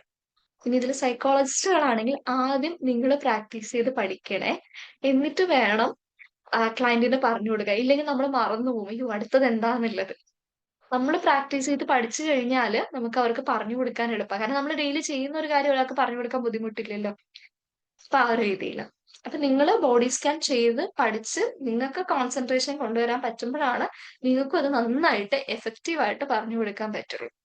ഓക്കെ, ദെൻ ഫോക്കസ്ഡ് അറ്റൻഷൻ എന്ന് പറഞ്ഞൊരു കാര്യം വളരെ സിമ്പിൾ ആണ്. നിങ്ങൾ യൂട്യൂബിലൊക്കെ കണ്ടിട്ടുണ്ടാവും. നമ്മുടെ ചുറ്റും ഇരിക്കുന്ന ഏതെങ്കിലും ഒരു വസ്തുവിലോട്ട് നമ്മൾ നോക്കുക, അല്ലെങ്കിൽ നമ്മൾ ജസ്റ്റ് നമ്മുടെ ഒരു ബ്രീത്തിൽ മാത്രം ഫോക്കസ് ചെയ്തോട്ട് പോവാം. പല തോട്ട്സും വരാം, പക്ഷെ ആ തോട്ട്സിലൊന്നും നമ്മൾ വീഴാതെ ഇങ്ങനെ കുറെ നമ്മൾ ഉറപ്പായിട്ടും കുറച്ചു നേരം അധികം ഇരിക്കുമ്പോൾ വറീസ് ഉള്ള ഒരാളാണ്, ആൻസൈറ്റി ഉള്ള ഒരാളാണെങ്കിൽ അയാളുടെ മൈൻഡിലേക്ക് ആയിരക്കണക്കിന് തോട്ട്സ് കയറി വരും. പക്ഷെ ആ തോട്ട് ബ്ലോക്ക് ചെയ്യാൻ പഠിക്കും നമ്മൾ പതിയെ പതിയെ. ഓക്കെ, തോട്ട് വന്നപ്പോ ഞാനാണ് ഇപ്പൊ ഇന്ന് ക്ലാസ് എടുക്കുമ്പോൾ ഞാൻ ആലോചിക്കും, അയ്യോ ഞാൻ ടൈം ടേബിൾ ഇട്ടില്ലല്ലോ, നാളെ സെന്ററിൽ പോകണ്ടല്ലേ, നാളെ ആണെങ്കിൽ സ്കൂളില്ലല്ലോ. ഇങ്ങനെയൊക്കെ ഞാൻ ആലോചിച്ചുകൊണ്ടിരുന്നു കഴിഞ്ഞാൽ എനിക്ക് അവിടെ ഞാൻ റിലാക്സ് ആവില്ല. അതേസമയം എൻ്റെ ഉള്ള ഒരു തോട്ട് വന്നു, എനിക്ക് നാളെ ക്ലാസ് ഇല്ലല്ലോ, ടൈം ടേബിൾ ഇടണ്ടേ. ഞാൻ വെച്ചു ഓക്കെ ഇത് കഴിയട്ടെ, ശ്വാസത്തിൽ ഇപ്പൊ ശ്രദ്ധിക്കാം, എന്നിട്ട് ടൈം ടേബിൾ ഇടാം. ഞാൻ തന്നെ എഫേർട്ട് എടുക്കുകയാണ് അവിടെ വരുന്നത്. അത് അത്ര എളുപ്പമല്ല, കുറച്ചധികം സമയം എടുക്കും നമ്മൾ തോട്ട് ബ്ലോക്ക് ചെയ്ത് പഠിക്കാനായിട്ട്. നല്ല വറീസ് ഒക്കെ ഉള്ളവർക്ക് കുറച്ചധികം സമയം എടുക്കും. അപ്പൊ ആദ്യം നമ്മൾ സൈക്കോളജിസ്റ്റ് ആണ് അവരെ അത് പ്രാക്ടീസ് ചെയ്യിക്കുക കുറെ നാൾ ബോഡി സ്കാൻ. പിന്നെ അത് കഴിയുമ്പോൾ അവർ ഓട്ടോമാറ്റിക്കലി എന്ത് ചെയ്യും, തന്നെ ചെയ്യാൻ പഠിക്കും. അപ്പോഴേക്കും അവർക്ക് തോട്ട് ബ്ലോക്ക് ചെയ്യാനുള്ള എബിലിറ്റി വരും. ഓക്കെ, ദെൻ ഫോക്കസ്ഡ് അറ്റൻഷനും അങ്ങനെ തന്നെയാണ്. നമ്മൾ കംഫർട്ടബിൾ ആയിട്ട് ഇരുന്നുകൊണ്ട് ഒരു തോട്ട്സും ആലോചിക്കാതെ ബ്രീത്തിൽ മാത്രം ഫോക്കസ് ചെയ്തിരിക്കുക എന്നുള്ളതാണ്. ഒരു 10 to 15 മിനിറ്റ്സ്, നമ്മൾ വറീഡ് ആകുമ്പോൾ ഒരു 5 to 10 മിനിറ്റ്സ് വരെ മിനിമം. അത്രയെങ്കിലും നമ്മൾ വേറെ ഒന്നും പുറത്തുള്ള സൗണ്ടോ കാര്യങ്ങളോ ഒന്നും ശ്രദ്ധിക്കാതെ നമ്മുടെ ബ്രീത്തിൽ മാത്രം, കണ്ണടച്ചിരിക്കണമെന്ന് പോലും ഇല്ല. പക്ഷെ നമ്മൾ നോർമലി ഒന്ന് ഇരുന്നിട്ട് നമ്മൾ ബ്രീത്ത് ഒന്ന് ശ്രദ്ധിച്ചു നോക്കിയാൽ വേറെ ഒന്നും ശ്രദ്ധിക്കാതെ നമുക്കത് പറ്റും. അപ്പൊ നമ്മൾ കുറച്ച് തനിയെ റിലാക്സ്ഡ് ആവും. ദെൻ അത് നോർമൽ. ഡീപ്പ് ബ്രീത്തിങ് ഉണ്ട്. വളരെ ഡീപ്പായിട്ട് ബ്രീത്ത് എടുത്ത ശേഷം നമ്മുടെ നോർമൽ ബ്രീത്തിങ് എക്സസൈസ്, അത് നിങ്ങൾക്കറിയാം അല്ലെ? കുറെ കൂടി നന്നായി ബ്രീത്ത് എടുത്ത് ഹോൾഡ് ചെയ്ത് വെച്ച് വളരെ പതിയെ എക്സേൽ ചെയ്യാം. അതിൽ വരുന്നതാണ് 4-7-8 ബ്രീത്തിങ് എന്ന് പറയുന്നത്. കേട്ടിട്ടുണ്ടോന്ന് അറിയില്ല. ഇൻഹേൽ ചെയ്യാൻ 4 സെക്കൻഡ് എടുക്കും, ഹോൾഡ് ചെയ്യാൻ 7 സെക്കൻഡ് എടുക്കും, എക്സേൽ ചെയ്യാൻ 8 സെക്കൻഡ് എടുക്കും. എന്താ മനസ്സിലായത്? വളരെ പെട്ടെന്നാണ് നമ്മൾ ബ്രീത്ത് ഉള്ളിക്കെടുക്കുന്നത്. എന്നിട്ട് നമ്മൾ കുറച്ചു നേരം അതിനെ പിടിച്ചു വെക്കുന്നുണ്ട്. ദെൻ വളരെ സ്ലോ ആയിട്ടാണ് നമ്മൾ അതിനെ, അല്ലെ, നമ്മൾ ആ ഹോൾഡ് ചെയ്യുന്ന എടുത്തതിന്റെ കാളും ഒരു പതിയെ, അതിന്റെ ഒരു ഇരട്ടി സമയം എടുത്തിട്ടാണ് നമ്മൾ എന്ത് ചെയ്യുന്നത്, എക്സേൽ ചെയ്യുന്നത്. അപ്പൊ നിങ്ങളിപ്പോ എണ്ണാൻ നിൽക്കുമൊന്നും വേണ്ട കേട്ടോ. അയ്യോ 4 സെക്കൻഡ് 1 2 3 4 അങ്ങനെയില്ല. നമ്മളൊരു ഏകദേശ കണക്കാണ്. നമ്മള് പതിയെ എക്സേൽ ചെയ്യുന്നു, അതിൽ കൂടുതൽ സമയം ഹോൾഡ് ചെയ്യുന്നു. സോറി, ആദ്യം ഇൻഹേൽ ആയിരുന്നു, തെറ്റിപ്പോയി. ആദ്യം ഇൻഹേൽ ചെയ്യുന്നു 4 സെക്കൻഡ്, 7 സെക്കൻഡ് നമ്മൾ ഹോൾഡ് ചെയ്യുന്നു, 8 സെക്കൻഡ് എടുത്ത് എക്സേൽ ചെയ്യുന്നു. ജസ്റ്റ് ഇതൊന്ന് ട്രൈ ചെയ്ത് നോക്കി. ഇതിനധികം സമയം വേണ്ടല്ലോ. നിങ്ങൾ ജസ്റ്റ് ഒന്ന് ട്രൈ ചെയ്ത് നോക്കിയേക്കെ ഒരു 2-3 പ്രാവശ്യം. Inhale, exhale, then inhale, exhale. Okay. ഒന്നും കൂടി ട്രൈ ചെയ്യൂ.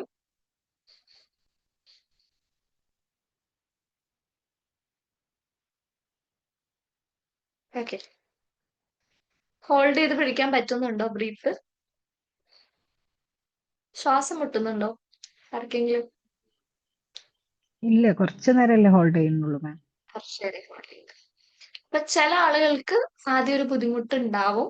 നമ്മുടെ ഹോൾഡ് ചെയ്യുമ്പോൾ പെട്ടെന്ന് ചുമയൊക്കെ വരും, അല്ലെങ്കിൽ ചില ആൾക്കാർക്ക് അത് അവർ അത്രയും ഓവർവെൽമഡ് ആയതുകൊണ്ടാണ്.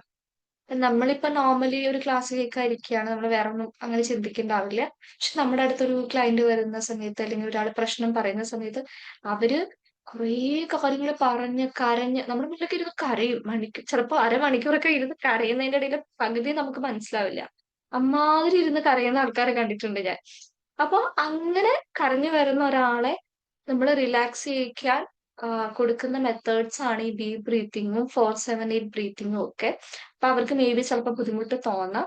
അപ്പൊ 1-2 പ്രാവശ്യമല്ല, കുറച്ചധികം സമയം നമ്മൾ അവരെ കൊണ്ട് ഇത് ചെയ്യിക്കേണ്ടി വരും. എങ്കിലാണ് അവരൊന്ന് കാമാവുള്ളൂ. കാമായാലല്ലേ നമുക്ക് എന്തെങ്കിലും അങ്ങോട്ട് പറയാൻ പറ്റും. അപ്പൊ അവിടെ നമുക്ക് ചെയ്യിക്കാൻ പറ്റുന്നതാണ് ഈ ബോഡി സ്കാനും 4-7-8 ബ്രീത്തിങ്. അതായത് വളരെ സ്ട്രെസ്ഡ് ആയി ഓവർവെൽമഡ് ആയിട്ട് നമ്മുടെ മുന്നിൽ ഇരിക്കുന്ന ആളുകളെ തൽക്കാലം ഒന്ന് കുറച്ച് സമയത്തേക്കെങ്കിലും ഒന്ന് റിലാക്സ് ചെയ്യിക്കാൻ നമ്മളെ സഹായിക്കുന്ന മെത്തേഡാണ് ഇത് രണ്ടും. നമ്മൾ എപ്പോഴും കൂടുതലും ചെയ്യിക്കുക ബോഡി സ്കാൻ ആണ്. ദെൻ ആദ്യം 4-7-8 നല്ല കറഞ്ഞ് ശ്വാസമൊക്കെ കിട്ടാതിരിക്കുമ്പോൾ ചിലപ്പോൾ ബോഡി സ്കാൻ വെക്കാറില്ല. ഇപ്പൊ നമ്മളൊരു ഡീപ് ബ്രീത്തിങ്ങും 4-7-8 ബ്രീത്തിങ് ഒക്കെ ചെയ്ത ശേഷം കുറച്ചും കൂടി റിലാക്സ് ആവാൻ വേണ്ടി ബോഡി സ്കാൻ ഒക്കെ ചെയ്യിക്കാറുണ്ട്. ഫസ്റ്റ് സെഷൻ തന്നെ ചിലപ്പോൾ ഒരു ഭയങ്കര ബുദ്ധിമുട്ട് തോന്നുകയാണെങ്കിൽ നമ്മളത് ചെയ്യിച്ച് പറഞ്ഞു കൊടുത്ത് അവരെ വിടും. ഇത് ഡെയിലി ട്രൈ ചെയ്യാനും പറയും. അത് ചെയ്യുമ്പോഴുള്ള ബുദ്ധിമുട്ടും അതേപോലെ ഓരോ പ്രാവശ്യം ചെയ്യുമ്പോൾ എവിടെയൊക്കെ അവർക്ക് തോട്ട്സ് കയറി വരുന്നു എന്നുള്ളതൊക്കെ നോട്ട് ചെയ്ത് വരാൻ പറയും. That is CBT technique. ഇപ്പൊ ബോഡി സ്കാനും 4-7-8 ബ്രീത്തിങ്ങും ചെയ്യിക്കുന്നത് മൈൻഡ്ഫുൾനെസ് ആണെങ്കിൽ ആ തോട്ട് നോട്ട് ചെയ്യാൻ പറയുന്നത് CBTയുടെ തോട്ട് റെക്കോർഡ് എന്നുള്ളൊരു അല്ലെങ്കിൽ തോട്ട് ലേബൽ ചെയ്യുക, തോട്ട് റെക്കോർഡ് ചെയ്യുക എന്നുള്ളൊരു ടെക്നിക്കാണ്. അങ്ങനെ നമ്മൾ പറഞ്ഞു വിടും. ക്ലിയർ അല്ലേ? Okay ma'am. Yes ma'am. ഇനി മൈൻഡ്ഫുൾ ലിവിങ് ഉണ്ട്. ഇത് മെഡിറ്റേഷനും ബ്രീത്തിങ്ങും ആ പറഞ്ഞ് ഇത് ഒരു ടെക്നിക്കാണേ നമ്മൾ എല്ലാത്തിലും പറയുന്നുള്ളൂ. കുറേ ടെക്നിക്കുകളുണ്ട്, ഒരുപാടെണ്ണം ഉണ്ട്. ഓക്കെ, ഇത് ബേസിക് ടെക്നിക്സ് ആണ്. ഇത് ആർക്കും ചെയ്യാൻ പറ്റുന്ന, ഒരു പ്രൊഫഷണൽ സഹായവും ആവശ്യമില്ലാതെ തന്നെ ചെയ്യാൻ പറ്റുന്ന ടെക്നിക്കുകളാണ് ഇതൊക്കെ. മൈൻഡ്ഫുൾ ലിവിങ് എന്നുള്ളത് നമ്മൾ മൈൻഡ്ഫുൾ ആയിട്ട് ജീവിക്കുക. ഇപ്പൊ ഞാൻ പറയില്ലേ, ഭക്ഷണം കഴിക്കുക, ഞാനൊക്കെ 5 മിനിറ്റ് കൊണ്ട് ഭക്ഷണം വെച്ച് പോകുന്ന ആളായിരുന്നു. അല്ലെങ്കിൽ ഒരു മാക്സിമം പോയാൽ ഒരു 10 മിനിറ്റ് പോലും എടുക്കില്ല. രാവിലത്തെ ഒരു ഓട്ടത്തിന്റെ ഇടയ്ക്ക് എങ്ങനെയൊക്കെ കഴിച്ചാൽ എനിക്ക് 7:30 സെന്ററിൽ എത്തണമല്ലോ. രാവിലത്തെയൊക്കെ കഴിഞ്ഞ് ഓടി പിടിച്ച് ഭക്ഷണം വെച്ച് പോകണം. പക്ഷെ സൈക്കോളജി പഠിച്ച ശേഷം ഞാനത് കുറെയൊക്കെ മാറ്റിയിട്ടുണ്ട്. അതായത് നമ്മൾ കഴിക്കുന്ന ഒരു സംഭവം എന്താന്ന് പോലും അറിയാതെ വെറുതെ നമ്മൾ എന്തെങ്കിലുമൊക്കെ കഴിച്ചു. ഒന്ന്, ഫിസിക്കലി നമ്മൾ നോക്കുമ്പോൾ നല്ലതല്ല, നമുക്കൊരു ന്യൂട്രീഷൻസ് ഒന്നും കിട്ടില്ല, ന്യൂട്രീസ് ന്യൂട്രിയൻസ് ഒന്നും നമുക്ക് കിട്ടില്ല. പക്ഷെ നമ്മുടെ മെന്റലിയും അത് ബാധിക്കുന്നുണ്ട് എന്നുള്ളതാണ്. നമുക്ക് അതിന്റെ ടേസ്റ്റ് അറിയില്ല, ടെക്സ്ചർ അറിയില്ല, ഒന്നും അറിയില്ല. അപ്പൊ നമുക്ക് ചെയ്യുന്ന ഒരു കാര്യമാണ് മൈൻഡ്ഫുൾ ഈറ്റിംഗ്, മൈൻഡ്ഫുൾ വാക്കിംഗ് തുടങ്ങിയിട്ടുള്ള കാര്യങ്ങൾ. നിങ്ങളൊരു ഫുഡ് കഴിക്കുവാണെങ്കിൽ ആ ഒരു ഫുഡ് എന്താ കഴിക്കുന്നത്, അതിന്റെ ടെക്സ്ചർ, അതിന്റെ ടേസ്റ്റ് മാത്രം ഫോക്കസ് ചെയ്യണം. സമയത്ത് നിങ്ങൾ എന്ത് പ്രവൃത്തിയാണ് ഇപ്പൊ കഴിക്കുക എന്നുള്ള ഒരു പ്രവൃത്തിയാണ് നിങ്ങൾ ചെയ്യുന്നെങ്കിൽ ആ ഒരു പ്രവൃത്തിയിൽ മാത്രം നിങ്ങൾ ഫോക്കസ് ചെയ്യുക. മൈൻഡ്ഫുൾ വാക്കിംഗ്, നടക്കാൻ ഇറങ്ങി. ചില ആൾക്കാർ നടക്കാനൊക്കെ പോയി, പക്ഷെ ഒരു റിലാക്സ് ചെയ്യാൻ പറ്റിയില്ല കേട്ടോ. എന്താ റിലാക്സ് ചെയ്യാൻ പറ്റാത്തത്? നടക്കുമ്പോൾ മൊത്തം ഓരോന്ന് ആലോചിച്ചോണ്ടാ നടക്കുക. നാളെ എന്ത് ചെയ്യാൻ പറ്റും, ഇന്നലെ എന്തൊക്കെയാ സംഭവിച്ചത്, ഇനി എന്തൊക്കെ ചെയ്യണം, അത് ചുമ്മാ നടക്കുന്നതാ. മൈൻഡ്ഫുൾ വാക്കിംഗ് പറഞ്ഞ അതല്ല. നമ്മൾ നടക്കുമ്പോൾ നമ്മുടെ ബോഡിയിൽ ഉണ്ടാവുന്ന ഓരോ മൊമെന്റ്സിലും നമ്മൾ എടുത്തു വെക്കുന്ന ഓരോ സ്റ്റെപ്പിലും ഫോക്കസ് ചെയ്ത് നടക്കുന്നതിനെയാണ് മൈൻഡ്ഫുൾ വാക്കിംഗ് എന്ന് പറയാം. ഇത് മേ ബി ഹിന്ദുക്കൾ ചെയ്തിട്ടുണ്ടാവും, എനിക്ക് ബാക്കിയുള്ളവർക്ക് ഉണ്ടോന്ന് അറിയില്ല. നമ്മുടെയൊക്കെ അമ്പലത്തില് ഇപ്പൊ ഇവിടെ എന്റെ അനിയത്തി ഭയങ്കര ഭക്തിയാണ്, ഞാൻ അത്ര ഭക്തിയൊന്നുമല്ല, എന്നാലും എന്റെ അനിയത്തി ഭയങ്കര ഭക്തിയാണ്. അവളിങ്ങനെ എന്തെങ്കിലുമൊക്കെ, പ്രത്യേകിച്ച് ഇവിടുത്തെ മൃഗങ്ങൾക്ക് വേണ്ടിയിട്ടാണ് കേട്ടോ നേർച്ചയൊക്കെ, അത് വേറൊരു കഥ. അപ്പൊ അവിടെ ഇങ്ങനെ ആഹ് എന്താ പറയാ, കാൽപാദം എണ്ണി നടക്കൂലേ അമ്പലത്തില്. അയ്യോ, അതിന് എന്തോ ഒരു വേർഡ് പറയൂ കേട്ടോ, ആർക്കെങ്കിലും അറിയാവോ? ഗുരുവായൂർ പോകുമ്പോ കാലടി വെച്ചിട്ട് നടക്കുന്ന കണ്ടിട്ടില്ലേ? കാലടി വെച്ചൊക്കെ അവള് ചെയ്യും. ഇവളുടെ പൂച്ചയ്ക്ക് വയ്യാതായി കഴിഞ്ഞാല്, അല്ലെങ്കിൽ വീട്ടിൽ ആർക്കെങ്കിലും വയ്യാതായി കഴിഞ്ഞാല് അവൾ അപ്പൊ നേരുന്ന സാധനമാണിത്. അവൾ അപ്പൊ പ്രാർത്ഥിക്കും, ഞങ്ങളുടെ ദേവീ ക്ഷേത്രത്തിൽ അവള് പ്രാർത്ഥിക്കും. എന്നിട്ട് അവള് കൃത്യമായിട്ട് ചെയ്യുകയും ചെയ്യും കേട്ടോ. അവള് പോയിട്ട് അവൾക്ക് സമാധാനം അപ്പോഴേ കിട്ടുള്ളൂ. അപ്പൊ അവൾ അതിനുവേണ്ടി ചെയ്യുന്നതാണ്. ഇനി കാല് ഓരോ സ്റ്റെപ്പും നമ്മൾ എടുത്ത് വെച്ച് വളരെ സ്ലോ ആയിട്ട് അതിൽ മാത്രം ഫോക്കസ് ചെയ്ത് നാമം ചൊല്ലി നടക്കുക എന്നുള്ളത്. അത് അവളെ റിലാക്സ് ആക്കുന്നതിന് വേണ്ടി അവൾ ചെയ്യുന്ന ഒരു ടെക്നിക്കാണ്. പക്ഷെ നമുക്ക് മൈൻഡ്ഫുൾനെസ്സിലും ഈ ടെക്നിക്ക് ഉണ്ട്. ഇത് അമ്പലത്തിൽ തന്നെ ചെയ്യണമെന്നൊന്നുമില്ല. നമ്മൾ പുറത്തേക്ക് നടക്കുന്ന സമയത്ത് നമ്മൾ എടുത്തു വെക്കുന്ന ഓരോ സ്റ്റെപ്പും നമ്മൾ ഫോക്കസ് ചെയ്യുക, അതിലോട്ട് മാത്രം കോൺസെൻട്രേറ്റ് ചെയ്ത് പോവാ. അപ്പൊ ഞാനായിരിക്കും, കോൺസെൻട്രേഷനും അറ്റൻഷനും ഇല്ലാതെയല്ലേ ഞങ്ങൾ ഇങ്ങോട്ട് വന്നത്, പിന്നെ എങ്ങനെയാണ് ഇത് ചെയ്യാന്നുള്ളത് വിചാരിക്കാണ്ടാവും ചിലരെങ്കിലും. പക്ഷെ അത് നമ്മൾ പ്രാക്ടീസ് ചെയ്യാണ്. ഇപ്പൊ എപ്പോഴും ഏതൊരു കാര്യം നമ്മൾ പ്രാക്ടീസ് ചെയ്താൽ മാത്രമേ നമുക്ക് അതിൽ പെർഫെക്റ്റ് ആവാൻ പറ്റൂ. അപ്പൊ അവിടെ ഒരു അമ്പലം നിങ്ങൾ ആലോചിക്കുക, അവിടെ ഇത്രയും ആൾക്കാരുണ്ടാവും, ഇത്രയും സൗണ്ട് ഉണ്ടാവും. പക്ഷെ നമ്മൾ ആ ചെയ്യുന്ന ഒരു പ്രവൃത്തിനെ മാത്രം നോക്കി ഒരു കുഞ്ഞരികുമ്പോ തൊട്ട് ചെയ്യും. ഇവിടെ ഇപ്പൊ PGക്ക് പഠിക്കുക, അപ്പൊ തൊട്ട് അവൾക്ക് അത് ചെയ്യാൻ പറ്റുന്നത്, ഒരു കുട്ടി അരിക്കുന്ന സമയത്ത് അത് ചെയ്യാൻ പറ്റുന്നുണ്ടെങ്കിൽ എന്തുകൊണ്ടാ? That is practice. ചെയ്ത് അത് ശീലമായത് കൊണ്ടാണ്. എനിക്ക് പറ്റില്ല, എന്റെയൊക്കെ കോൺസെൻട്രേഷൻ പോകും. അമ്പലത്തിലൊക്കെ പോയിട്ട് ഭയങ്കര ബഹളത്തിനിടയിൽ എനിക്കൊരു കാര്യം വളരെ ശ്രദ്ധിച്ചു ചെയ്യാൻ പറ്റുന്ന ഒരാളെ അല്ല ഞാൻ. പക്ഷെ ഞാനത് പ്രാക്ടീസ് ചെയ്തിരുന്നെങ്കിൽ എനിക്ക് ചെയ്യാൻ പറ്റിയേനെ. അപ്പൊ അതാണ്, മൈൻഡ്ഫുൾനെസ് പ്രാക്ടീസ് ചെയ്യണം. ഒരു ദിവസം കൊണ്ടോ 2 ദിവസം കൊണ്ടോ ശരിയാവും എന്നല്ല. പക്ഷെ നമ്മൾ കണ്ടിന്യൂസ് ആയിട്ട് ചെയ്തത് ഒരു 1 വീക്ക് ആകുമ്പോഴേക്കും നിങ്ങൾക്ക് അതിന്റെ ചേഞ്ച് മനസ്സിലാവും. കണ്ടിന്യൂസ് നിങ്ങൾ ഒരാഴ്ച അത് ചെയ്തിട്ടുണ്ടെങ്കിൽ അതിന്റെ ഒരു ഡിഫറൻസ് നിങ്ങൾക്ക് കാണാൻ പറ്റും. നിങ്ങൾക്ക് നല്ല ഉറക്കം കിട്ടും. ഈ പറഞ്ഞവിടെ നമ്മളെ കാം ആക്കി എടുക്കും. അപ്പൊ മൈൻഡ്ഫുൾ വാക്കിംഗ് നിങ്ങൾക്ക് ചെയ്യാം, മൈൻഡ്ഫുൾ ബാത്തിങ് ചെയ്യാം. കുളിക്കുന്ന സമയത്ത് വെള്ളം എടുക്കുന്നത്, വെള്ളം മേലെ വീഴുന്ന വെള്ളത്തിന്റെ തണുപ്പ്, ചൂട്, അല്ലെ, നമുക്ക് വെള്ളം തട്ടുമ്പോൾ എന്തായാലും നമ്മുടെ ബോഡിയിൽ സെൻസേഷൻസ് ഉണ്ടാവില്ലേ, അതില് ഇങ്ങനെ നമ്മൾ ചെയ്യുന്ന ഏതൊരു കാര്യത്തിലും അതിൽ മാത്രം ഫോക്കസ് ചെയ്ത് കഴിഞ്ഞാൽ പിന്നെ നമുക്ക് അനാവശ്യമായിട്ട് ചിന്തിക്കാനുള്ള ഒരു സമയം കിട്ടില്ല. അല്ലെങ്കിൽ നമ്മുടെ ബ്രെയിനിന് വേറൊരു തോട്ട് കൊണ്ടുവരാനുള്ള ഒരു ഗ്യാപ്പ് അവിടെ വരുന്നില്ല. കാരണം നമ്മുടെ ശ്രദ്ധ മൊത്തം ഏതിലോട്ട് പോകണം, അപ്പൊ ചെയ്യുന്ന പ്രവൃത്തിയിലോട്ട് പോവാം. അപ്പൊ നമ്മുടെ ബ്രെയിനിൽ വേറൊരു കാര്യത്തെ പറ്റി അല്ലെങ്കിൽ വേറൊരു കാര്യത്തിലോട്ട് നമ്മുടെ ഫോക്കസ് പോവില്ല എന്നുള്ളത്. ദാറ്റ് ഇസ് മൈൻഡ്ഫുൾ ലിവിംഗ് എന്ന് പറയുന്നത്. നിങ്ങൾക്ക് മേമേ ഇത്രയും തിരക്ക് പിടിച്ച ജീവിതത്തിൽ ഇതൊക്കെ എങ്ങനെയാണ്? ജോലിക്ക് പോകുന്ന ആൾക്കാരൊക്കെ എന്നോട് ചോദിക്കുക, ഇതൊക്കെ എങ്ങനെയാണ് മിസ് നടക്കുക? പിള്ളേരെ ഒരുക്കണം, സ്കൂളിലേക്ക് വിടണം, എന്നിട്ട് വേണം ജോലിക്ക് പോവാ, പോയി വന്നിട്ട് വേണം വീട്ടിലെ പണിയെടുക്കുക, അതിനിടയിൽ ഇതൊക്കെ നടക്കുമോ? നമ്മൾ ശ്രമിച്ചാൽ നടക്കും. കാരണം ഇപ്പൊ ഏകദേശം എന്റെ ഒരു ഷെഡ്യൂൾ വെച്ചാണെങ്കിൽ ഞാൻ രാവിലെ 7:30 പോകും. 10:30 വീട്ടിലോട്ട് തിരിച്ചു വരും.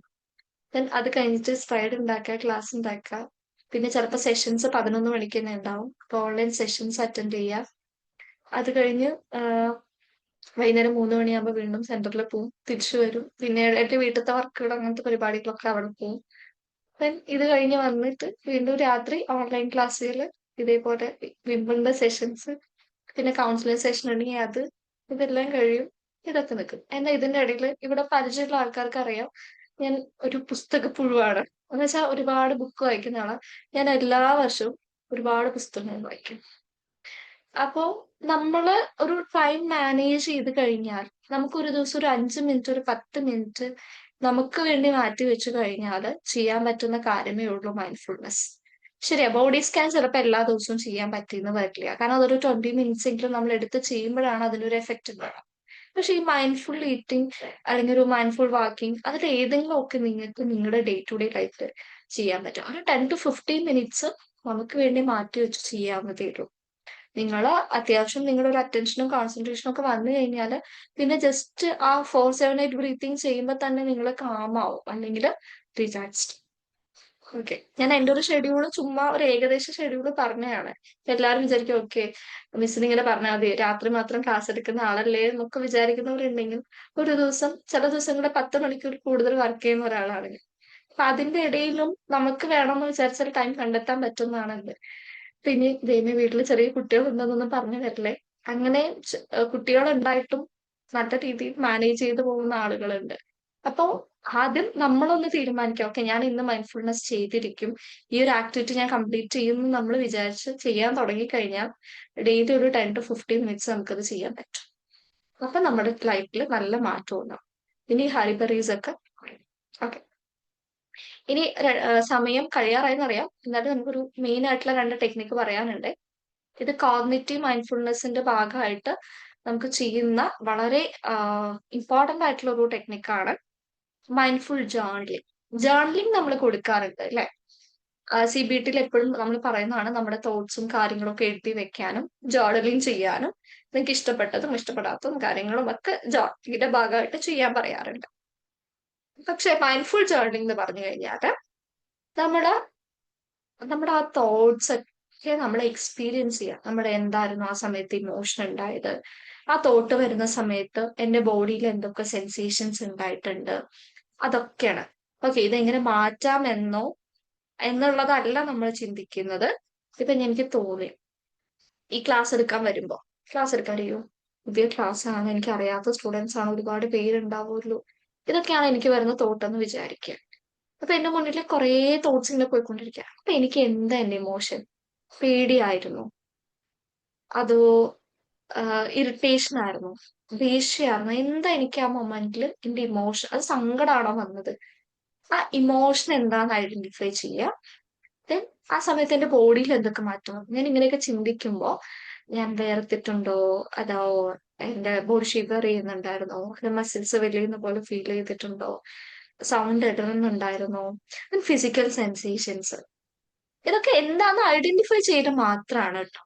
അയ്യോ എനിക്ക് ഇങ്ങനെ വന്നിട്ടു ഇനി ഇതെങ്ങനെ ഫിക്സ് ചെയ്യാം, അതല്ല. നമ്മൾ ജസ്റ്റ് നമ്മുടെ തോട്ട്സ് എന്തായിരുന്നു, ഇമോഷൻ എന്തായിരുന്നു, ആ സമയത്ത് നമുക്ക് ഉണ്ടായിരുന്ന ഒരു ഫിസിക്കൽ സെൻസേഷൻസ് എന്തായിരുന്നു എന്ന് നോട്ട് ചെയ്യലാണ് മൈൻഡ്ഫുൾ ജേർണലിംഗ്. ജേർണലിംഗ് എഴുതും, തോട്ട് എഴുതും, നിങ്ങൾ അടച്ചു വെക്കും. പക്ഷെ ആ തോട്ട് കൊണ്ട് എന്തൊക്കെ നിങ്ങളുടെ മാറ്റം ഉണ്ടായി, നിങ്ങളുടെ ഇമോഷൻസ് എന്തൊക്കെ ഉണ്ടായി എന്ന് അറിയാൻ കൂടി ശ്രമിക്കുന്നതാണ് മൈൻഡ്ഫുൾനെസ് ജേർണലിംഗ് എന്ന് പറയുന്നത്. ഇത് എന്തിനു സഹായിക്കും വെച്ചാൽ ഓരോ ഈവന്റും ഉണ്ടാകുമ്പോൾ അല്ലെങ്കിൽ ഓരോ സിറ്റുവേഷൻ ഉണ്ടാകുമ്പോൾ നിങ്ങൾ എങ്ങനെയാണ് പെരുമാറുന്നത് എന്നുള്ള ഒരു സെൽഫ് അവയർനെസ് നിങ്ങൾക്ക് തരും. നിങ്ങളുടെ ഒരുപാട് ആവശ്യമില്ലാത്ത തോട്ട്സിനെ, ആ ക്ലട്ടേർഡ് ആയിട്ട് കിടക്കുന്ന തോട്ട്സ് ഒക്കെ ഒന്ന് ബ്രേക്ക് ചെയ്യും. കുറച്ചും കൂടി ഇമോഷൻസ് മനസ്സിലാക്കുമ്പോൾ അത് റിഫ്ലക്ട് ചെയ്യാൻ നിങ്ങൾക്ക്. അപ്പൊ എങ്ങനെയാണ് നമ്മൾ ജേർണൽ എഴുതുന്ന സമയത്ത് ഈ ഒരു മൊമെന്റിൽ എനിക്ക് എന്തൊക്കെ ഫീൽ ചെയ്തു, ഫിസിക്കലി എന്തൊക്കെ ഫീൽ ചെയ്തു, ഇമോഷണലി എന്തൊക്കെ തോന്നി, മെന്റലി വന്ന കാര്യമാണ്. ഇനി എന്തൊക്കെ തോട്ട്സ് ആണ്, ഏത് രീതിയിൽ വരില്ല, എന്തൊക്കെ തോട്ട്സ് ആണ് ഇപ്പൊ എന്റെ മൈൻഡിലോട്ട് വരുന്നത്, ഇത് എന്താണ് ഫീൽ ചെയ്യുന്നത് മാത്രമാണ് ഞാൻ നെയിം ചെയ്യുന്നത്. ചേഞ്ച് ചെയ്യാന്നുള്ളതല്ല എനിക്കിവിടെ വേണ്ടത്. ഇപ്പൊ എന്റെ ബോഡിക്ക് സംസാരിക്കാൻ പറ്റുവാണെങ്കിൽ അതെന്തായിരിക്കും ചിന്തിക്കേണ്ടാവുക? ഇതൊരു എക്സാമ്പിൾ ആണ് കേട്ടോ, ഇങ്ങനെ തന്നെയാണെന്നല്ല. ഇതുപോലെ നമ്മള് നമ്മുടെ മൈൻഡിൽ വരുന്ന കാര്യങ്ങളെ അവിടെ എഴുതി വെക്കുന്നു. Plus physical, emotional and mental ആയിട്ട് വന്നിട്ടുള്ള ഓരോ കാര്യങ്ങളും നമ്മൾ സെൻസ് ചെയ്തുകൊണ്ട് അവിടെ നോട്ട് ചെയ്യുന്നു എന്നുള്ളതാണ് വരുന്നത്. പിന്നെ അത് എഡിറ്റ് ചെയ്യാൻ നിൽക്കരുത്. അതാലോചിച്ച് അയ്യോ എനിക്ക് ഇങ്ങനെ തോന്നിയല്ലോ, ആ സമയത്ത് ഞാൻ ഇങ്ങനെ പെരുമാറിയല്ലോ എന്നൊന്നും ജഡ്ജ് ചെയ്യാൻ നിൽക്കരുത്. ലെറ്റ് ഇറ്റ് ഫ്ലോ എന്നാണ് പറയാം. നമ്മൾ എന്ത് എഴുതിയത് എഴുതി, എന്ത് സംഭവിക്കാണ്ടോ സംഭവിച്ചു. സോ അതിനി നമുക്ക് എഡിറ്റ് ചെയ്യാനോ അല്ലെങ്കിൽ ജഡ്ജ് ചെയ്യാനോ നിൽക്കരുത്. അയ്യോ ഞാൻ ചെയ്തത് ശരിയായില്ലല്ലോ, ആ സമയത്ത് ഞാൻ ഇങ്ങനെയൊക്കെ റിയാക്ട് ചെയ്തല്ലോ എന്നുള്ളത്. പിന്നെ ഹോണസ്റ്റ് ആയിട്ടിരിക്കണം എഴുതുന്ന സമയത്ത്. നമുക്ക് ചെയ്ത് തെറ്റായി തോന്നുകയാണെങ്കിൽ തെറ്റായി തന്നെ എഴുതാം, ശരിയായി തോന്നുകയാണെങ്കിൽ ശരിയായി തന്നെ എഴുതാം. എന്താണ് നിങ്ങൾക്ക് ക്ലിയർ അല്ല നിങ്ങളുടെ തോട്ട്സ് എങ്കിൽ, എനിക്ക് മനസ്സിലാവുന്നില്ല എന്താ സംഭവിക്കുന്നത്, ദാറ്റ് അൺക്ലിയർ ആണെങ്കിൽ അത് എഴുതാം. എപ്പോഴും ഹോണസ്റ്റ് ആയിട്ടിരിക്കുക നല്ലതാണ്. ദെൻ ആ ജേർണലിൽ തന്നെ എൻഡ് ചെയ്യുമ്പോൾ നിങ്ങൾ എന്ത് ചെയ്യണം? ഓക്കെ, ഇന്ന് ഇങ്ങനെ അപകടം സംഭവിച്ചു, but I am grateful to ഇത്. എനിക്ക് ഇന്നത് ഈ ഒരു കാര്യങ്ങൾ അറ്റ്ലീസ്റ്റ് ഇന്ന് എനിക്ക് ചെയ്യാൻ പറ്റിയിട്ടുണ്ട്. അത് അല്ലെങ്കിൽ ചെയ്യാൻ പറ്റിയിട്ടില്ല, നിങ്ങൾക്ക് അന്ന് ഒന്നും ചെയ്യാൻ പറ്റിയിട്ടില്ല, ഫുൾ നെഗറ്റീവ് ഇവന്റ്സ് ആണ് നിങ്ങളുടെ ലൈഫിൽ ഉണ്ടായി, നിങ്ങൾക്ക് ഇത് ഓക്കെ സംഭവിക്കാനുള്ളതൊക്കെ സംഭവിച്ചു, I just relax, I am going to relax, അല്ലെങ്കിൽ I will choose to breathe, അല്ലെങ്കിൽ I will choose to let go, അല്ലെങ്കിൽ I will go to I will choose to present, stay in present. എന്തോ എന്നോടാണോ അത് അറിയാതെ mic on ആയതാണോ? Mini ma'am okay, അറിയാതെ mic on ആയതാണ്. അപ്പൊ നമ്മൾ അങ്ങനെ ഓക്കെ ഇതൊക്കെ സംഭവിച്ചു, എന്തായിക്കോട്ടെ ഇപ്പൊ ഞാൻ റിലാക്സ് ചെയ്യാൻ പോവാണ്, I am just going to breathe. Okay, ഞാനത് വിട്ടു, ഓക്കെ കഴിഞ്ഞൊക്കെ കഴിഞ്ഞു. ഞാൻ ഇങ്ങനെ വേണം നമ്മൾ എപ്പോഴും ജേർണലിങ് എന്ത് ചെയ്യാൻ. ഇപ്പൊ ഒരു ജേർണൽ തുടങ്ങുമ്പോൾ നമ്മുടെ ഫിസിക്കൽ, ഇമോഷണൽ ആയിട്ട് എന്തൊക്കെ ഉണ്ടായിട്ടുണ്ടോ അതെല്ലാം എഴുതണം. ഹോണസ്റ്റ് ആയിട്ടിരിക്കണം. നടന്നു അത് ജഡ്ജ് ചെയ്യാനോ മാറ്റി എഴുതാനോ നിൽക്കരുത്. ദെൻ ലാസ്റ്റ് എൻഡ് ചെയ്യുന്നത് എപ്പോഴും ഒന്നെങ്കിൽ ഒരു ഗ്രാറ്റിറ്റ്യൂഡോട് കൂടിയോ അല്ലെങ്കിൽ നമ്മൾ ഇനി എന്താണ് ചെയ്യാൻ പോകുന്നത് ആ ഒരു ഇന്റൻഷനോട് കൂടിയോ മാത്രമായിരിക്കണം നമ്മൾ എൻഡ് ചെയ്യുന്നത്. ഇങ്ങനെ ചെയ്യുന്ന ഒരു പ്രോസസ്സാണ് മൈൻഡ്ഫുൾ ജേർണലിംഗ് എന്ന് പറയുന്നത്. ഓക്കെ, ക്ലിയർ ആണോ? Yes, ma'am. Yes. ആരെങ്കിലും ജേർണലിംഗ് ചെയ്യുന്ന ആളുകളുണ്ടോ ഇവിടെ? ചുമ്മാ ജേർണലിംഗ് ചെയ്യുന്ന ഒരു ഇൻട്രസ്റ്റിന്റെ പുറത്ത് ചെയ്യുന്ന ആരെങ്കിലും ഒക്കെ ഉണ്ടോ? ഞാൻ ഗ്രാറ്റിറ്റ്യൂഡ് ഗ്രാറ്റിറ്റ്യൂഡ് ജേർണലിംഗ് അല്ലാത്ത ജേർണലിംഗ് ഗ്രാറ്റിറ്റ്യൂഡ് ജേർണലിംഗ് ചെയ്യുന്ന ആളുകളുണ്ട്. ഓക്കെ, അപ്പൊ അതിന്റെ തന്നെ കുറച്ചും കൂടി ഒരു വ്യത്യാസമുള്ള ഒരു ഫോം, നമ്മുടെ തോട്ട്സും കൂടെ ഒക്കെ ഒന്ന് ഇൻക്ലൂഡ് ചെയ്തിട്ടുള്ള ഒരു ഫോമാണ് മൈൻഡ്ഫുൾ ജേർണലിംഗ് എന്ന് പറയുന്നത്.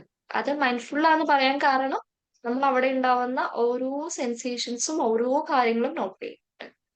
ഓക്കെ, ആ ഒരു പ്രസന്റ് മൊമെന്റിൽ എന്തൊക്കെ ഉണ്ടായോ അത് മുഴുവൻ നമ്മൾ നോട്ട് ചെയ്യും. ദെൻ രണ്ടാമത്തെ ടെക്നിക്കാണ് തോട്ട് ലേബലിംഗ്. തോട്ട് ലേബലിംഗ് എന്ന് പറയുന്നത് ഇതിന്റെ തന്നെ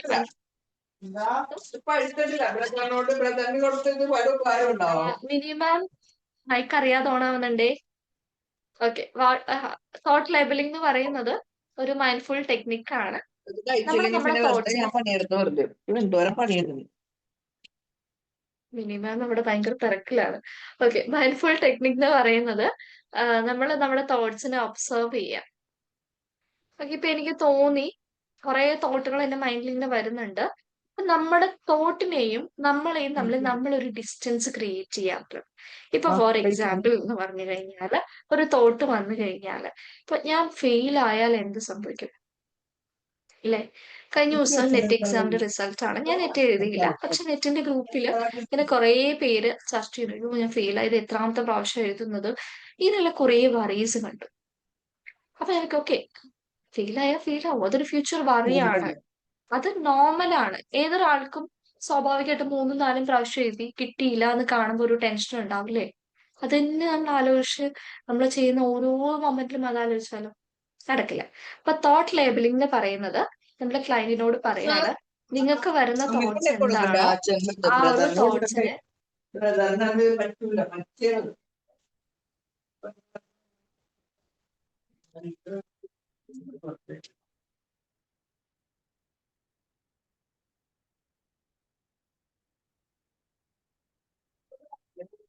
നമ്മൾ പറഞ്ഞുകൊണ്ടിരുന്നത് നമ്മുടെ തോട്ട്സ് എന്താണെന്നുള്ളത് ക്ലയന്റിനോട് ഐഡന്റിഫൈ ചെയ്യാൻ പറയും. എന്തൊക്കെയാണ് നിങ്ങൾക്ക് വരുന്ന വറീസ്, ആ വറീസിനൊക്കെ ലേബൽ ചെയ്ത് വെക്കാൻ പറയും. അതായത് വാട്ട് ഇഫ് ഐ ഫീൽ, ഞാൻ ഫീൽ ആയാൽ എന്തായിരിക്കും എന്നുള്ള തോട്ട്സ് ആണ് കൂടുതൽ വരുന്നെങ്കിൽ അതിനെ നമ്മൾ ലേബൽ ചെയ്യുന്ന ഒരു ഇതാണ് ഫ്യൂച്ചർ വറീസ്. ഞാൻ അങ്ങനെ പറയാൻ പറ്റില്ലായിരുന്നു, അല്ലെങ്കിൽ ഞാൻ അങ്ങനെ ചെയ്യാൻ പാടില്ലായിരുന്നു, ഞാൻ അങ്ങനെ ചെയ്യായിരുന്നു എന്നൊക്കെ വരുന്ന തോട്ട്സിനെ നമ്മൾ പറയുന്നതാണ് പാസ്റ്റ് റിഗ്രറ്റ്. പിന്നെ നമ്മൾ പറയില്ലേ സ്വയം എല്ലാം എന്റെ തെറ്റാണ്, എനിക്ക് ഒന്നും ചെയ്യാൻ പറ്റില്ല, എല്ലാം എന്റെ ഭാഗത്തുനിന്ന് വന്നിട്ടുള്ള മിസ്റ്റേക്സ് ആണ് എന്ന് വരുന്ന തോട്ട്സിനെ നമ്മൾ പറയുന്നതാണ് self criticism. They don't like me, അവർക്ക് എന്നെ ഇഷ്ടമല്ല, അവരെന്നെ സ്നേഹിക്കുന്നില്ല, അല്ലെങ്കിൽ അവരെന്നെ മനസ്സിലാക്കുന്നില്ല. That is judgement. ദെൻ എനിക്ക് പേടി തോന്നുന്നു, എനിക്ക് ടെൻഷൻ തോന്നുന്നു, എനിക്ക് മ്യൂട്ട് ചെയ്യാൻ പറ്റുന്നില്ല പുള്ളിക്കാരിനെ. എക്സ്ക്യൂസ് മീ മിനി മാം, ഒന്ന് മ്യൂട്ട് ചെയ്യാവോ? എനിക്ക് മ്യൂട്ട് ചെയ്യാൻ പറ്റുന്നില്ല ആളെ. ഓക്കെ, മ്യൂട്ട് ചെയ്തിട്ടുണ്ട്. പറഞ്ഞോണ്ട് വന്നത്, അപ്പൊ നമുക്ക് വരുന്ന തോട്ട്സിനെ ലേബൽ ചെയ്യാൻ പറയാണ്. അപ്പൊ നമുക്ക് മനസ്സിലാവും, ഓക്കെ ഇത് വെറും സെൽഫ് ക്രിറ്റിസിസം ആണ്, ഇത് റിയാലിറ്റി അല്ല, ഇത് നേരത്തെ ഉണ്ടായിട്ടുള്ള ഒരു സംഭവമാണ്, ഇത് ഒരു പാസ്റ്റ് റിഗ്രറ്റ് ആണ്, പക്ഷെ ഇത് റിയാലിറ്റി അല്ല എന്ന് അവർക്ക് ഒരു സെൽഫ് അവയർനെസ് കൊണ്ടുവരാനായിട്ട് സഹായിക്കുന്നുണ്ട്. അപ്പൊ നമ്മുടെ ക്ലയന്റിനോട് പറയുന്നത് നിങ്ങൾക്ക് വരുന്ന തോട്ട്സിനെ ഒരു പേരിട്ട് ലേബൽ ചെയ്യാനാണ്. അപ്പൊ ഇതന്നെ വേണമെന്നില്ല, പല പല തോട്ട്സ് ഉണ്ടാവാം, കോമൺ ആയിട്ടുള്ള തോട്ട്സ് ആണിത്. അപ്പൊ ഇങ്ങനെയുള്ള തോട്ടുകൾക്ക് കൃത്യമായിട്ടൊരു നെയിം കൊടുക്കുക, കൃത്യമായിട്ടൊരു ലേബൽ കൊടുക്കുക. അങ്ങനെ വരുമ്പോ ഇവര് പതിയെ റിയലൈസ് ചെയ്ത് തുടങ്ങും. ആദ്യത്തെ ആഴ്ച തന്നെ റിയലൈസ് ചെയ്യുന്നില്ല, എന്നാലും കുറച്ച് നാൾ കഴിയുമ്പോൾ ഓക്കെ ഇതൊക്കെ ഇങ്ങനെയാണല്ലേ, ഇതൊക്കെ എന്റെ തോന്നലുകളാണ്, ഇതിനെ സപ്പോർട്ട് ചെയ്യുന്ന എവിഡൻസ് ഇല്ല, ഇതൊക്കെ വെറും ലേബലിന്റെ പുറത്ത് മാത്രം നിൽക്കുന്ന കാര്യങ്ങളാണ് എന്ന് അവർ ഐഡന്റിഫൈ ചെയ്യും. ഒരു സെൽഫ് അവയർനെസ് പറഞ്ഞു തുടങ്ങും. That is thought labelling. നമ്മുടെ ഓരോ തോട്ടുകളെയും നമ്മൾ എന്താ ചെയ്യാൻ പറ്റാത്ത നമ്മൾ എന്ത് ചെയ്യുന്നു, ലേബൽ ചെയ്യുന്നു. For example, I am going to mess up this presentation. ഉറപ്പായിട്ടും ഇന്ന് ഞാൻ പ്രസന്റ് ചെയ്യാൻ വരെയാണ്, അപ്പൊ എനിക്ക് ഉണ്ടാവാൻ സാധ്യതയില്ല ഒരു തോട്ടാണ്. ഇന്ന് എനിക്ക് തീരെ വയ്യാന്ന് വിചാരിക്കും, നല്ല കഴിഞ്ഞ ആഴ്ചക്ക് പനിയായിരുന്നു, കഴിഞ്ഞ ആഴ്ച എടുത്തു വെച്ചാൽ ഇത് തന്നെ സംഭവിച്ചേനെ, നല്ല പനിയാണ്, എനിക്ക് തീരെ പറ്റുന്നില്ല, പക്ഷെ എനിക്ക് ഇന്ന് എടുത്തേ പറ്റൂ. അപ്പൊ ഞാൻ ഇങ്ങനെ വിചാരിക്കണം, ഓക്കെ എന്തായാലും പ്രസന്റേഷൻ ഫോളാക്കും, എന്നെല്ലാം കയ്യിൽ നിന്ന് പോയി, ഒന്നും നടക്കാൻ പോകില്ല, ഇതാണ് എന്റെ തോട്ട്. അപ്പൊ ഞാൻ ഓക്കെ ഇതൊരു ഫ്യൂച്ചർ വരയല്ലേ എന്ന് ഞാൻ ലേബൽ ചെയ്ത് കഴിഞ്ഞാല് എന്റെ റെസ്പോൺസ് ഇതായിരിക്കും, ഓക്കെ ഉറപ്പായിട്ടും സ്വാഭാവികമായിട്ടും ടെൻഷൻ ഉണ്ടാവും, പക്ഷെ ഞാൻ നന്നായിട്ട് ഒന്ന് ബ്രീത്ത് ഒക്കെ എടുത്ത് ഒന്ന് റിലാക്സ് ആയിട്ട് തിരിച്ചു വരും. ഇതാണ് എന്റെ റെസ്പോൺസ്. അങ്ങനെ ചെയ്തു കഴിഞ്ഞാൽ എന്ത് വരും, ഓക്കെ ആവും, അല്ല ടെൻഷൻ അവിടുന്ന് മാറും. പക്ഷെ ഇത് ഒറ്റ ദിവസം കൊണ്ട് ചെയ്യാൻ പറ്റില്ല, പക്ഷെ നമ്മൾ ഈ പ്രാക്ടീസ് എന്ന് പറഞ്ഞ പോലെ നമ്മൾ ചെയ്ത് വരുമ്പോൾ ചെയ്യുന്ന ഒരു ടെക്നിക്കാണ്. പതിയെ പതിയെ ഈ ആവശ്യമില്ലാത്ത തോട്ട് വരുമ്പോൾ നെക്സ്റ്റ് മൊമെന്റിൽ തന്നെ നമുക്ക് അതിനുള്ള റെസ്പോൺസ് കിട്ടിത്തുടങ്ങും. നമ്മൾ ലേബൽ ഒന്നും ചെയ്യണം, എന്തെങ്കിലും ഒരു ടെൻഷൻ വന്നാലും ഓക്കെ ഇതായിക്കോട്ടെ നമുക്ക് മാനേജ് ചെയ്യാം എന്നുള്ള രീതിയിൽ നമ്മുടെ റെസ്പോൺസ് വന്നോളും. ദാറ്റ് ഈസ് തോട്ട് ലേബലിംഗ് കൊണ്ടുള്ള ഒരു ഗുണമാണത്. അപ്പൊ നമുക്ക് വരുന്ന ഓരോ തോട്ടിനെയും ലേബൽ ചെയ്യുക, അതിനൊരു ഓൾട്ടർനേറ്റീവ് ആയിട്ടുള്ള റെസ്പോൺസ് കണ്ടുപിടിക്കുക. കാരണം ഇത് നമ്മൾ ക്ലയന്റിന് കൊടുക്കുന്ന ആക്ടിവിറ്റിയാണ്. അപ്പൊ നമ്മൾ വിചാരിക്കുക, അയ്യോ ഞാനല്ലേ സൈക്കോളജിസ്റ്റ്, ഞാനല്ലേ റെസ്പോൺസ് അല്ലെങ്കിൽ അവർക്ക് വഴി പറഞ്ഞു കൊടുക്കേണ്ടത് എന്നുള്ളത്. പക്ഷെ CBTയുടെ ഒരു പ്രത്യേകത നിങ്ങൾക്ക് അറിയാലോ, ക്ലയന്റ് ആണ് മുന്നിട്ടിറങ്ങുന്നത്. ക്ലയന്റുമായിട്ട് കോപ്പറേറ്റ് ചെയ്ത് അവർക്ക് ഏറ്റവും യൂസ്ഫുൾ ആയിട്ടുള്ള മെത്തേഡ് കൊണ്ടുപോവുക, ഹോംവർക്കിലൂടെ അവരെ അതിലോട്ട് കൊണ്ടുവരിക എന്നുള്ളതാണ് CBT ചെയ്യുക. അതുകൊണ്ട് തന്നെ നമ്മൾ ഇത് അവർക്കാണ് വർക്ക് കൊടുത്തു വിടുന്നത്. ക്ലയന്റ് പോയിട്ട് കണ്ടുപിടിക്കണം ക്ലയന്റ് തോട്ട് എന്താണ്, അതിന്റെ ലേബൽ എന്താണ്, അപ്പോഴേ അവർക്ക് അതിന് ആപ്റ്റ് ആയിട്ടുള്ള ഒരു റെസ്പോൺസ് കൊണ്ടുവരാൻ പറ്റുള്ളൂ. കാരണം ഓരോ വ്യക്തികളും വ്യത്യസ്തരാണ്. നമ്മൾ പറഞ്ഞു കൊടുക്കുന്ന ഒരു റെസ്പോൺസ് തന്നെ എല്ലാവർക്കും വർക്കാവണം എന്ന് ഇല്ല. So thought labelling and mindful journaling ഇത് രണ്ടുമാണ് നമ്മൾ ഡിസ്കസ് ചെയ്തത്. മൂന്നാമത്തെ ടെക്നിക്ക് ഒരു 10 minutes കൊണ്ട് നമുക്ക് നിർത്താം കേട്ടോ. ഒരു 2 സ്ലൈഡും കൂടി മെയിൻ ആയിട്ടുള്ളൂ. Stop technique. നമ്മൾ ഭയങ്കരമായിട്ട് സ്ട്രെസ് വരികയാണെങ്കിൽ ഇതൊക്കെ കുട്ടികൾക്കൊക്കെ ചെയ്തു കൊടുക്കാൻ പറയാൻ പറ്റുന്ന ഒരു ഇതാണ്. ഇപ്പൊ പേടി തോന്നുവാണെങ്കിൽ ആ കാര്യം കംപ്ലീറ്റ്ലി നിർത്തിവെക്കുക. ആദ്യത്തെ S എന്ന് പറഞ്ഞതാണ് നിർത്തിവെക്കുക. നന്നായിട്ട് ബ്രീത്ത് എടുക്കുക, അതായത് നോസിലൂടെ ബ്രീത്ത് എടുത്ത് വായിലൂടെ പുറത്തു വിടുക. ഇൻഹേൽ ചെയ്യുന്നത് നോസിലൂടെയും എക്സേൽ ചെയ്യുന്നത് മൗത്തിലൂടെയായിട്ട് ഭയങ്കര ഡീപ്പായിട്ട് ഒരു മിനിമം 3 എടുത്തിരിക്കണം. അത് കഴിഞ്ഞിട്ട് നിങ്ങളുടെ തോട്ട് എന്താണ് ഇപ്പൊ എനിക്ക് ഫീൽ ചെയ്തത്, ആ സമയത്ത് എന്റെ ബോഡി എങ്ങനെയായിരുന്നു, എന്റെ ഇമോഷൻ എന്തായിരുന്നു എന്ന് ഒബ്സർവ് ചെയ്യുക. ദെൻ ഓക്കെ, ഇതാണോ എനിക്ക് ചെയ്യാൻ പറ്റുക, നെക്സ്റ്റ് ഇനി എനിക്ക് എന്ത് ചെയ്യാൻ പറ്റും. ഓക്കെ, ടെൻഷൻ വന്നു, സ്ട്രെസ്ഡ് ആയി, ഇനി എനിക്ക് എന്താ ചെയ്യാൻ പറ്റാമെന്ന് വളരെ കാമായിട്ട് തിങ്ക് ചെയ്യുക. Proceed mindfully. Next step. ഇങ്ങനെ ചെയ്യുന്ന ഒരു മെത്തേഡാണ് stop technique. Stop what you are thinking, take 3 breaths അല്ലെങ്കിൽ deep breath, then observe your thoughts and body, then proceed mindfully. ഈ കാര്യങ്ങളാണ് സ്റ്റോപ്പ് ടെക്നിക് എന്ന് പറയുന്നത്. ഓക്കെ, ഇത് എന്താ ചെയ്യാന്ന് ഞാൻ ഓൾറെഡി പറഞ്ഞു. ഡെയിലി റൊട്ടീൻ ആക്കുക, എന്നാൽ മാത്രമേ അത് പ്രാക്ടീസിലോട്ട് വരുള്ളൂ, നമുക്ക് സൊല്യൂഷൻസ് കണ്ടെത്താനായിട്ട് പറ്റുള്ളൂ. അപ്പൊ എപ്പോഴും ആദ്യം ഒരു 5 ദിവസമെങ്കിലും നമുക്ക് പ്രാക്ടീസ് ചെയ്യാന്നുള്ളതാണ്. ഡേ ടു ഡേ ലൈഫിലോട്ട് വരുമ്പോഴേക്കും 5-10 മിനിറ്റുകളാക്കി അത് കൂട്ടിക്കൊണ്ടുവരാം. ഒരു ഹാഫ് ആൻ അവറൊക്കെ നിങ്ങൾക്ക് ചെയ്യാൻ പറ്റുവാണെങ്കിൽ വളരെ നല്ലത്. പക്ഷെ ആദ്യം നമ്മൾ തുടങ്ങുമ്പോൾ ഇപ്പോഴും ഒരു 5 മിനിറ്റിൽ സ്റ്റാർട്ട് ചെയ്യാം. അത് മീൽസ് കഴിക്കുമ്പോഴോ വർക്ക് ചെയ്യുമ്പോഴോ അല്ലെങ്കിൽ ആളുകളായിട്ട് ഇന്ററാക്ട് ചെയ്യുമ്പോഴോ ഒക്കെ നിങ്ങൾ ഒരാളോട് സംസാരിക്കുകയാണെങ്കിൽ സംസാരത്തിൽ മാത്രം ഫോക്കസ് ചെയ്യൂ. എന്തിനാണ് കുറച്ച് മുന്നേ ചെയ്തതും പിന്നെ പോകുന്ന കാര്യങ്ങളൊക്കെ പറ്റി ചിന്തിക്കാൻ നിൽക്കുന്നത്? അപ്പൊ ആ ഒരു രീതിയിലോട്ട് പതിയെ പതിയെ നമ്മുടെ മൈൻഡ്ഫുൾനെസ് കൊണ്ടുവരാൻ ശ്രമിക്കുക എന്നുള്ളതാണ്. നമ്മുടെ റൊട്ടീന്റെ ഭാഗമാക്കാം. അതിന്റെ വർക്കൊക്കെ ചെയ്യുമ്പോൾ എല്ലാം കൂടി ചെയ്ത് തീർക്കാൻ പറ്റാതെ 1 by 1 ആയിട്ട് തീർക്കാൻ ശ്രമിക്കുക എന്നുള്ളതാണ്. ആളുകൾ നമ്മളോട് സംസാരിക്കുമ്പോൾ ലിസൺ ചെയ്യുക എന്നുള്ളതാണ്. കേൾക്കുക എന്നുള്ളതല്ല, കേൾക്കാൻ എല്ലാവർക്കും പറ്റും. ലിസൺ ചെയ്യാന്ന് പറയുമ്പോൾ അതിന്റെ മീനിങ് കൂടി മനസ്സിലാക്കി നമ്മളത് ശ്രദ്ധിക്കുമ്പോഴാണ് അത് ലിസണിങ് ആവുന്നത്. അപ്പൊ അത്രയും ലിസൺ ചെയ്യുക എന്നുള്ളതാണ്. ഡിസ്ട്രാക്ഷൻസോ ഡിഫിക്കൽട്ടീസോ വരുമ്പോഴേക്കും ഒരു ക്വയറ്റ് ആയിട്ടുള്ള സ്പേസിലോട്ട് മാറാം. നിങ്ങൾക്ക് ഒറ്റയ്ക്ക് ഒന്നും ചെയ്യാൻ പറ്റില്ലെങ്കിൽ നമ്മുടെ ടെക്നോളജി ഒക്കെ കുറെ വളർന്നില്ലേ. ഇന്ന് AI ഉണ്ട്, അതിന് മുന്നേ ആപ്പുകളുണ്ട്. നമുക്ക് ഒരുപാട് മൈൻഡ്ഫുൾനെസ് ആപ്പുകൾ അവൈലബിൾ ആണ്.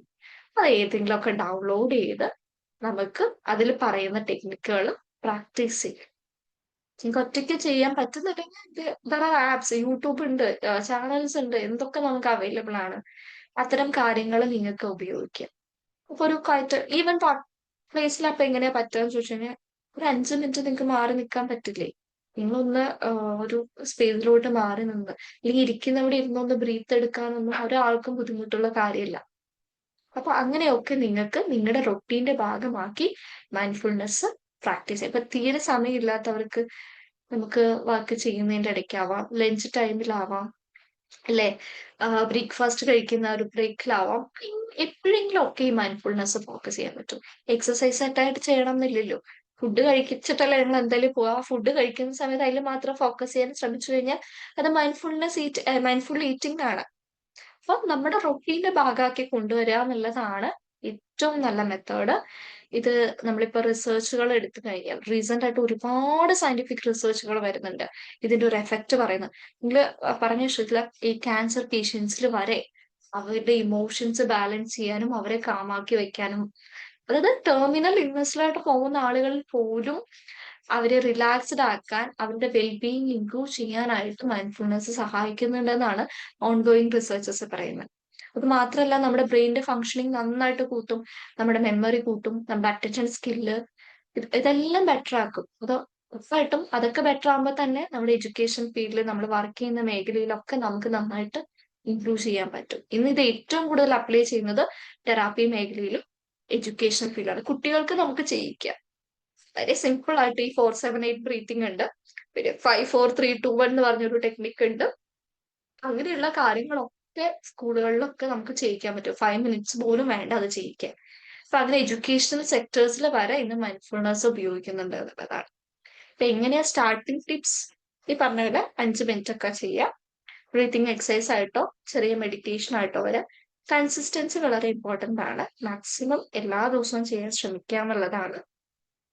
ഇതൊന്നും പറ്റുന്നില്ലെങ്കിൽ നിങ്ങൾക്ക് ഈ പറഞ്ഞ ആപ്പുകളുടെയോ അല്ലെങ്കിൽ മൈൻഡ്ഫുൾനെസ് ഗ്രൂപ്പുകളുണ്ട്. അപ്പൊ ഞങ്ങളുടെ ഒരു ഗ്രൂപ്പ് ഉണ്ട്.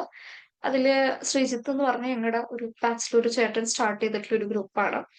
അവിടെ ഒരു 30 ഡേ ചലഞ്ച് എന്നുള്ള പറഞ്ഞ പോലെ പോകുന്നത്. ഓരോ ദിവസം നമ്മളൊരു ടാസ്ക് ഓരോ മാസം എടുക്കും. ആ ടാസ്ക് 30 ദിവസം ചെയ്തു കഴിഞ്ഞാൽ നമ്മൾ ആ ഗ്രൂപ്പിൽ അപ്ഡേറ്റ് ചെയ്യും. എല്ലാ ആൾക്കാർക്കും 30 ദിവസം ചെയ്യാൻ പറ്റില്ലായിരിക്കും.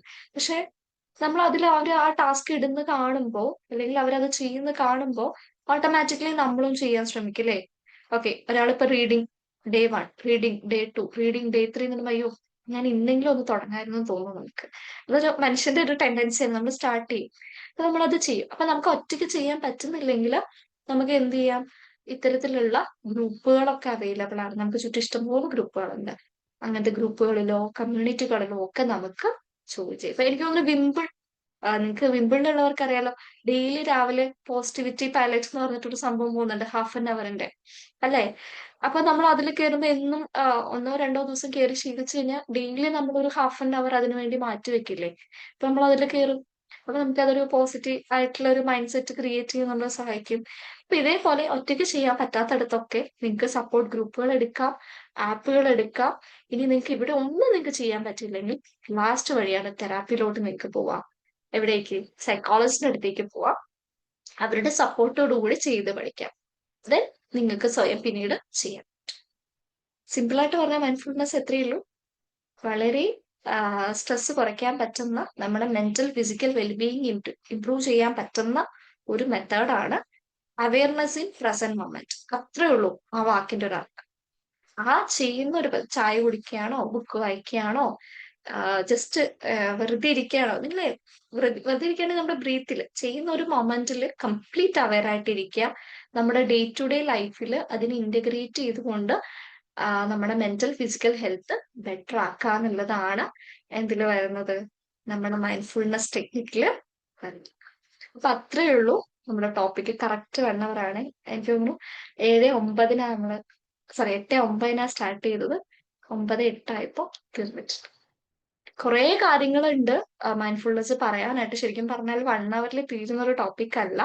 പക്ഷെ എനിക്ക് തോന്നുന്നു അതിന്റെ ഒരു ബേസിക്സ് എനിക്ക് പറയാൻ പറ്റി, അല്ലെങ്കിൽ അതിന്റെ ഒരു ബേസിക് ഐഡിയയും 1-2 ടെക്നിക്കും ഒക്കെ നിങ്ങൾക്ക് പറഞ്ഞു തരാൻ പറ്റിയെന്ന് ഞാൻ വിശ്വസിക്കുന്നു. നിങ്ങൾക്ക് ക്ലിയർ ആയെന്ന് വിചാരിക്കും.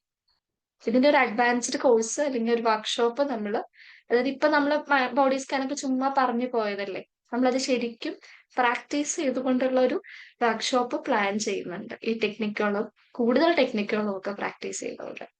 ഓക്കെ, ഇപ്പൊ നിങ്ങൾക്ക് എന്തെങ്കിലും ചോദിക്കാനുണ്ടെങ്കിൽ ചോദിച്ചോളൂ, പറയാനുണ്ടെങ്കിൽ പറയാം. സ്നേഹ മാം, സൂപ്പർ ക്ലാസ്. ഓക്കെ, ഞാന് മൈൻഡ്ഫുൾ പ്രഗ്നൻസി കെയർ ട്രെയിനിങ് നടത്തി വരുന്നുണ്ട്. ഓക്കെ. Okay, thank U. അപ്പം അതിലെനിക്ക് ഒത്തിരി ഗുണമുണ്ടായിട്ടുണ്ട് മാമിന്റെ ക്ലാസ് കൊണ്ട്. എനിക്ക് വേറൊരു ക്ലാസ് ഇപ്പോൾ ഉള്ളതാണ്, പക്ഷെ ഞാൻ അത് കയറാതെ മാമിന്റെ ക്ലാസ് കണ്ടപ്പോൾ ഞാൻ കയറിയതാണ്. ഏതായാലും നല്ലൊരു ക്ലാസ് ആണ്. തന്നെയല്ല, മൈൻഡ്ഫുൾനെസ് നമ്മൾ പ്രാക്ടീസ് ചെയ്യുവാണെങ്കിൽ ശരിക്കും നമ്മുടെ വർക്കൊക്കെ ഡ്യൂപ്ലിക്കേഷൻ ഇല്ലാതെയും അല്ലെങ്കിൽ തെറ്റാതെയും ഒക്കെ പോകും. പ്രത്യേകിച്ച് നമ്മൾ ലേഡീസിനെ സംബന്ധിച്ചിടത്തോളം അടുക്കളയിൽ നമ്മൾ എന്തെങ്കിലും ചെയ്യുമ്പോൾ നമ്മളത് അടുക്കും ചിട്ടയോടും കൂടി അതിൽ മാത്രം കോൺസെൻട്രേറ്റ് ചെയ്താൽ നമുക്ക് എന്തെല്ലാം ചെയ്യും. നമ്മൾ ലേഡീസ് രാവിലെ അടുക്കളയിലോട്ട് കയറി 100 കൂട്ടം കാര്യം ചെയ്യും. അതിനകത്ത് പാല് തിളച്ച് പോകും, പഞ്ചസാര തട്ടിപ്പോകും, അല്ലെ ഉപ്പിന് പകരം പഞ്ചസാര എടുത്തിടും. എന്തെല്ലാം പ്രശ്നങ്ങളാണ് സാധാരണ ഉണ്ടാകാറുള്ളത്. അപ്പം അവയൊക്കെ അവോയ്ഡ് ചെയ്യാനും നമ്മുടെ മനസ്സിൽ പറഞ്ഞതുപോലെ കോൺസെൻട്രേറ്റ് ചെയ്യാനും റിലാക്സ് ചെയ്യാനും ഒക്കെ ഈ മൈൻഡ്ഫുൾനെസ് ഒത്തിരി നല്ലതാണ്. ഞാനത് പ്രാക്ടീസ് ചെയ്യുന്നുണ്ട്. കാരണം ഞാൻ ഈ ട്രെയിനിങ് നടത്തുന്നതുകൊണ്ട് ഞാനും പ്രാക്ടീസ് ചെയ്യാതെ പറ്റത്തില്ലല്ലോ. അതെ, നമ്മൾ പ്രാക്ടീസ് ചെയ്യണം. നമ്മളിപ്പോ ഇവിടെ സൈക്കോളജി ഫീൽഡിലുള്ളവരുണ്ടെങ്കിൽ ആദ്യം ഞാൻ പറഞ്ഞില്ലേ, ഇപ്പൊ ഞാൻ മാറ്റം വരുത്തി എന്റെ ഫുഡ് ഞാൻ ഈ സെന്ററിലോട്ട് ഇടുമ്പോൾ 10 മിനിറ്റ് കൊണ്ട് കഴിച്ചു ഞാൻ മര്യാദയ്ക്ക് കഴിക്കാൻ ശ്രമിക്കും, അല്ലെങ്കിൽ ഞാൻ ചെയ്യുന്ന ഒരു കാര്യത്തിൽ ഫോക്കസ് ചെയ്യാൻ ശ്രമിക്കും. കാരണം നമ്മൾ പ്രാക്ടീസ് ചെയ്താലേ നമുക്കത് പറഞ്ഞു കൊടുക്കാൻ പറ്റുള്ളൂ. അതെ, പറ്റത്തുള്ളൂ. അതിനകത്ത് ഞാൻ കൂടുതലും പറയാറുള്ളത് നമ്മുടെ ഈ മൈൻഡ്ഫുൾനെസ് പോയിന്റിലേക്ക് വരുന്നതിന് മുമ്പേ നമ്മൾ ഭക്ഷണം കഴിക്കുമ്പോഴത്തേക്കും നമ്മുടെ മക്കളോടൊക്കെ ജസ്റ്റ് ഒരു പറ്റി ചോറ് പോലും ടേബിളിൽ പോകാതെ കഴിക്കാനൊന്ന് കോൺസെൻട്രേറ്റ് ചെയ്യണ്ടേ. അത് കഴിഞ്ഞിട്ടല്ലേ മറ്റേ ടേസ്റ്റിലോട്ടോ അല്ലെങ്കിൽ അതിന്റെ ബാക്കി കാര്യങ്ങളിലേക്കൊക്കെ പോകാൻ പറ്റത്തുള്ളൂ. അങ്ങനെ ഒരു എക്സാമ്പിൾ ആയിട്ടൊക്കെ പറഞ്ഞു കൊടുക്കാറുണ്ട് എല്ലാവരോടും. ഓക്കെ, താങ്ക് യു മാം. നല്ലൊരു ക്ലാസ് ആണ്. അഡ്വാൻസ്ഡ് ഏതായാലും ഞാൻ ഉണ്ടായിരിക്കും. Okay, thank U. അപ്പൊ ബാക്കിയുള്ളവർക്ക് എങ്ങനെ ഉണ്ടായിരുന്നു? 1-2 പേരും കൂടെ എക്സ്പീരിയൻസ് ഒന്ന് ഷെയർ ചെയ്യോ, എന്നാലല്ലേ എനിക്ക് ക്ലാസ്സുകൾ ഇംപ്രൂവ് ചെയ്ത് കൊണ്ടുവരാൻ പറ്റുള്ളൂ. നല്ല ക്ലാസ് ആയിരുന്നു മാം. നന്നായിരുന്നു, എല്ലാം വിശദമായിട്ട് പറഞ്ഞു. എന്നാൽ കുറച്ച് സമയം കൊണ്ട് നമുക്ക് കിട്ടാനുള്ളതെല്ലാം കിട്ടി. പിന്നെ ഇനിയും നമ്മൾ പ്രാക്ടീസ് ചെയ്യുന്ന അനുസരിച്ച് എല്ലാം യൂട്യൂബിലൊക്കെ ഉണ്ടല്ലോ എല്ലാം. Okay, thank you so much. Okay, ഒരുപാട് നല്ല ക്ലാസ് ആയിരുന്നു. Okay, thank U. ഇടയിൽ ആരും എന്തോ പറഞ്ഞെങ്കിൽ ക്ലിയർ ആയില്ല. ഒരുപാട് സ്നേഹം നല്ല കേൾക്കാമോ? കേൾക്കാം, പറഞ്ഞോളൂ. ക്ലാസ് നന്നായിരുന്നു. ഞാൻ ആക്ച്വലി BSW കഴിഞ്ഞിട്ട് നിൽക്കുവാണ്. കാരണം ഓക്കെ. ഇപ്പൊ ഞാൻ DH സെന്ററിൽ വർക്ക് ചെയ്യുകയാണ്. അപ്പൊ എനിക്കാണെങ്കിൽ CBT പറ്റി കൂടുതൽ അറിയണം എന്നുണ്ട്. അപ്പൊ ഞാൻ അപ്പം അതിനെന്ത് ചെയ്യണം? ക്ലാസ് സ്ട്രീമിൽ എന്തുവാ എനിക്ക് അഡ്വാൻറ്റേജ് മാത്രമേ ഉണ്ടായിട്ടുള്ളൂ. കാരണം എനിക്ക് ഇവിടെ കുറെ പിള്ളേരും കാര്യങ്ങളൊക്കെ ഉണ്ട്. അവർക്ക് ഇതൊരു സ്ട്രെസ്സും കാര്യങ്ങളെല്ലാം ഉള്ള ടീംസാണ്. ഫോസ്റ്റർ കെയർ DH സെന്ററിൽ പോകുന്നുണ്ട്. സോ അപ്പൊ അവർക്കാണെങ്കിൽ ഇതേപോലെ ക്ലാസ് ടൈം പോകുമ്പോഴാണ് ഓരോ കൂടുതൽ ചിന്തകളാണ് വരുന്നത്. അപ്പം ഈ ഒരു ഐഡിയ കിട്ടിയപ്പോ ഈ ഒരു എന്താ തെറാപ്പിയെ പറ്റി കൂടുതൽ അറിയാൻ പറ്റിയപ്പോഴത്തേക്ക് നമുക്കിതിൽ അവർക്കൊരു ഇൻട്രൊഡക്ഷൻ ഇത് കൊടുക്കാൻ പറ്റും. ഹെൽപ്ഫുൾ ആയിരുന്നു. നമ്മള് CBT based mindfulness detailed class വെക്കുന്നുണ്ട്. അപ്പൊ താല്പര്യമുള്ളവർക്ക് ജോയിൻ ചെയ്യാം. വിംബിളിന്റെ ഫീസ് നിങ്ങൾക്ക് അറിയാലോ, എപ്പോഴും അഫോർഡബിൾ ആയിട്ട് ചെറിയ ഫീസാണ് വെക്കുക. അപ്പൊ ആ ഒരു രീതിയിൽ തന്നെ ആയിരിക്കും ഫീസ് സ്ട്രക്ചറും ഒക്കെ വരുന്നത്. പിന്നെ അതേപോലെ കുട്ടികളുടെ ചൈൽഡ് ആൻഡ് അഡോളസൻസ് കൗൺസിലിംഗിന്റെ ക്ലാസ് അത് ഞാൻ കണ്ടക്ട് ചെയ്യുന്നതാണ്. അത് ഉടനെ നമ്മളിപ്പോ 28-ാം തീയതി സ്റ്റാർട്ട് ചെയ്യണം, നെക്സ്റ്റ് വീക്ക് തൊട്ട്. ഓക്കെ. വേറെ എന്തെങ്കിലും ഡൗട്ട് ഉണ്ടോ? എന്റെ പേര് മുരളി. വളരെ പറയൂ സർ. വളരെ നല്ല ക്ലാസ് ആയിരുന്നു. വളരെ പീസ്ഫുൾ താങ്ക് യു. ആയിരുന്നു. മാഡത്തെ ലാംഗ്വേജും പ്രസന്റേഷനും ഒക്കെ വളരെ എഫക്റ്റീവ് ആണ്, നല്ല രസമാണ്. Okay, thank you sir. Thank you. അതായത് മൈൻഡ്ഫുൾ ആയിട്ട് ഇരിക്കാൻ പറ്റുന്നുണ്ട്, അതാണ് ഏറ്റവും വലിയ കാര്യം. Thank you. Okay sir, thank you. Ma'am ഒരു ഡൗട്ട് ചോദിച്ചോട്ടെ? ചോദിച്ചോളൂ. മാം ഐ ആം ഫെയിലിയർ എന്ന് പറഞ്ഞിടത്ത് നമ്മൾ 2-3 പോയിന്റ് പറഞ്ഞില്ലായിരുന്നു. നമ്മൾ സപ്പോർട്ട് ചെയ്യുന്ന എവിഡൻസ് ഉണ്ടോ? പിന്നെ നമ്മൾ പറഞ്ഞത് എന്തായിരുന്നു ഒന്ന് പറയാൻ പറ്റുമോ? ഒരു എക്സാമ്പിൾ പറഞ്ഞു. ഇപ്പൊ നമ്മള് ഐ ആം ഫെയിലിയർ എന്ന് പറയുമ്പോ നമ്മളെ ലൈഫിൽ ഒരു മനുഷ്യനും എല്ലായിടത്തും ഫെയിൽ ആയി പോയിട്ടൊന്നും ഉണ്ടാവില്ല. എന്തെങ്കിലുമൊക്കെ നമ്മൾ ചെയ്തിട്ടുണ്ട്. അപ്പൊ വലിയ വലിയ കാര്യങ്ങളാവണമെന്നൊന്നുമില്ല, ചെറിയ ചെറിയ കാര്യം. അപ്പൊ നമുക്ക് ഈ തോട്ടിനെ എതിർക്കാൻ പറ്റുന്ന ഒരു എവിഡൻസ് എന്തെങ്കിലും ഉണ്ടോ എന്നുള്ളത് അവരോട് കണ്ടെത്താൻ പറയാം. അവരുടെ ലൈഫ് അവർക്കാണ് ഏറ്റവും നന്നായിട്ട് അറിയാം. അപ്പൊ അതുകൊണ്ട് തന്നെ അവരോട് അത് എഴുതി വെക്കാൻ പറയും. ഒന്ന് CBT ഉള്ള ഒരു ടെക്നിക്കാ. നിങ്ങൾ തോട്ട് റെക്കോർഡിന്റെ ഫോമാറ്റ് എടുത്തു കഴിഞ്ഞാൽ കാണാൻ പറ്റും. തോട്ട് ആക്ടിവേറ്റിംഗ് ഈവന്റ് എന്നാ പറയാ. എന്താണ് ഈവന്റ് ഉണ്ടായത്, ആ സമയത്ത് ഉണ്ടായ തോട്ട്സ് എന്താണ്, ദെൻ അതിനെ സപ്പോർട്ട് ചെയ്യുന്ന എവിഡൻസ്, അതിനെതിരെ നിൽക്കുന്ന എവിഡൻസ്. ചിലപ്പോൾ ആദ്യമൊന്നും അവർക്ക് കൃത്യമായിട്ട് കണ്ടുപിടിക്കാൻ പറ്റില്ല, പക്ഷെ ഈവൻ അവര് സംസാരിക്കുന്നതിൽ നമുക്ക് കാണാൻ പറ്റും. അപ്പൊ ചിലപ്പോൾ നമുക്ക് എടുത്തു പറയാം, ഓക്കെ നിങ്ങൾ പറഞ്ഞു നിങ്ങൾ ഇങ്ങനെയാണ്, പക്ഷെ അതേസമയം ഇങ്ങനെ ഒരു കാര്യം നിങ്ങൾ ചെയ്തിട്ടില്ലേ, അപ്പൊ അത് ഒരു പോസിറ്റീവ് ആയിട്ടുള്ള കാര്യമില്ലേ എന്ന് ചോദിക്കുമ്പോഴാണ് അവരുടെ ആ തോട്ടിന് ഓപ്പോസിറ്റ് ആയിട്ടുള്ള ഒരു കാര്യം അവർ പറഞ്ഞിട്ടുണ്ടെന്ന് അവർ അറിയുന്നത്. അങ്ങനെ തീരെ കിട്ടാത്ത ആളുകൾക്ക് നമുക്ക് തന്നെ അവരുടെ ആ ഒരു സംസാരത്തിൽ നിന്ന് നമുക്ക് കിട്ടും, എന്തായാലും കിട്ടും. അത് നമുക്ക് പറഞ്ഞു കൊടുക്കാം. അല്ലാതെ അതേപോലെയുള്ള എക്സാമ്പിൾ വെച്ചിട്ട് നമ്മൾ പറഞ്ഞു കൊടുത്തു കഴിഞ്ഞാൽ അവർ അടുത്ത പ്രാവശ്യം വരുമ്പോൾ കൃത്യമായിട്ട് അത് ചെയ്തിട്ടും വരും. പിന്നെ കുറച്ച് മോഡറേറ്റ് ആൻഡ് എബവ് ലെവലിലോട്ടൊക്കെ പ്രശ്നങ്ങളുള്ള ആളുകളാണെങ്കിൽ കുറച്ച് ബുദ്ധിമുട്ടായിരിക്കും അവർക്ക് ആദ്യമൊക്കെ ഐഡന്റിഫൈ ചെയ്യാനായിട്ട്. പക്ഷെ അപ്പം നമ്മൾ ആദ്യം അവരെ കൊണ്ട് റിലാക്സേഷൻ ടെക്നിക്സാ ചെയ്യുക. അവരൊന്ന് റിലാക്സ് ആയ ശേഷമാണ് നമ്മൾ ഇത്തരത്തിലുള്ള ആക്ടിവിറ്റീസ് ഒക്കെ കൊടുത്തു വിടുന്നത്. ഓക്കെ, എന്നാല് നമുക്ക് വൈൻഡ് അപ്പ് ചെയ്താലോ പതുക്കെ? വേറെ എന്തെങ്കിലും ഡൗട്ട്സ് ഉണ്ടോ? എന്തെങ്കിലും പറയാനുണ്ടോ?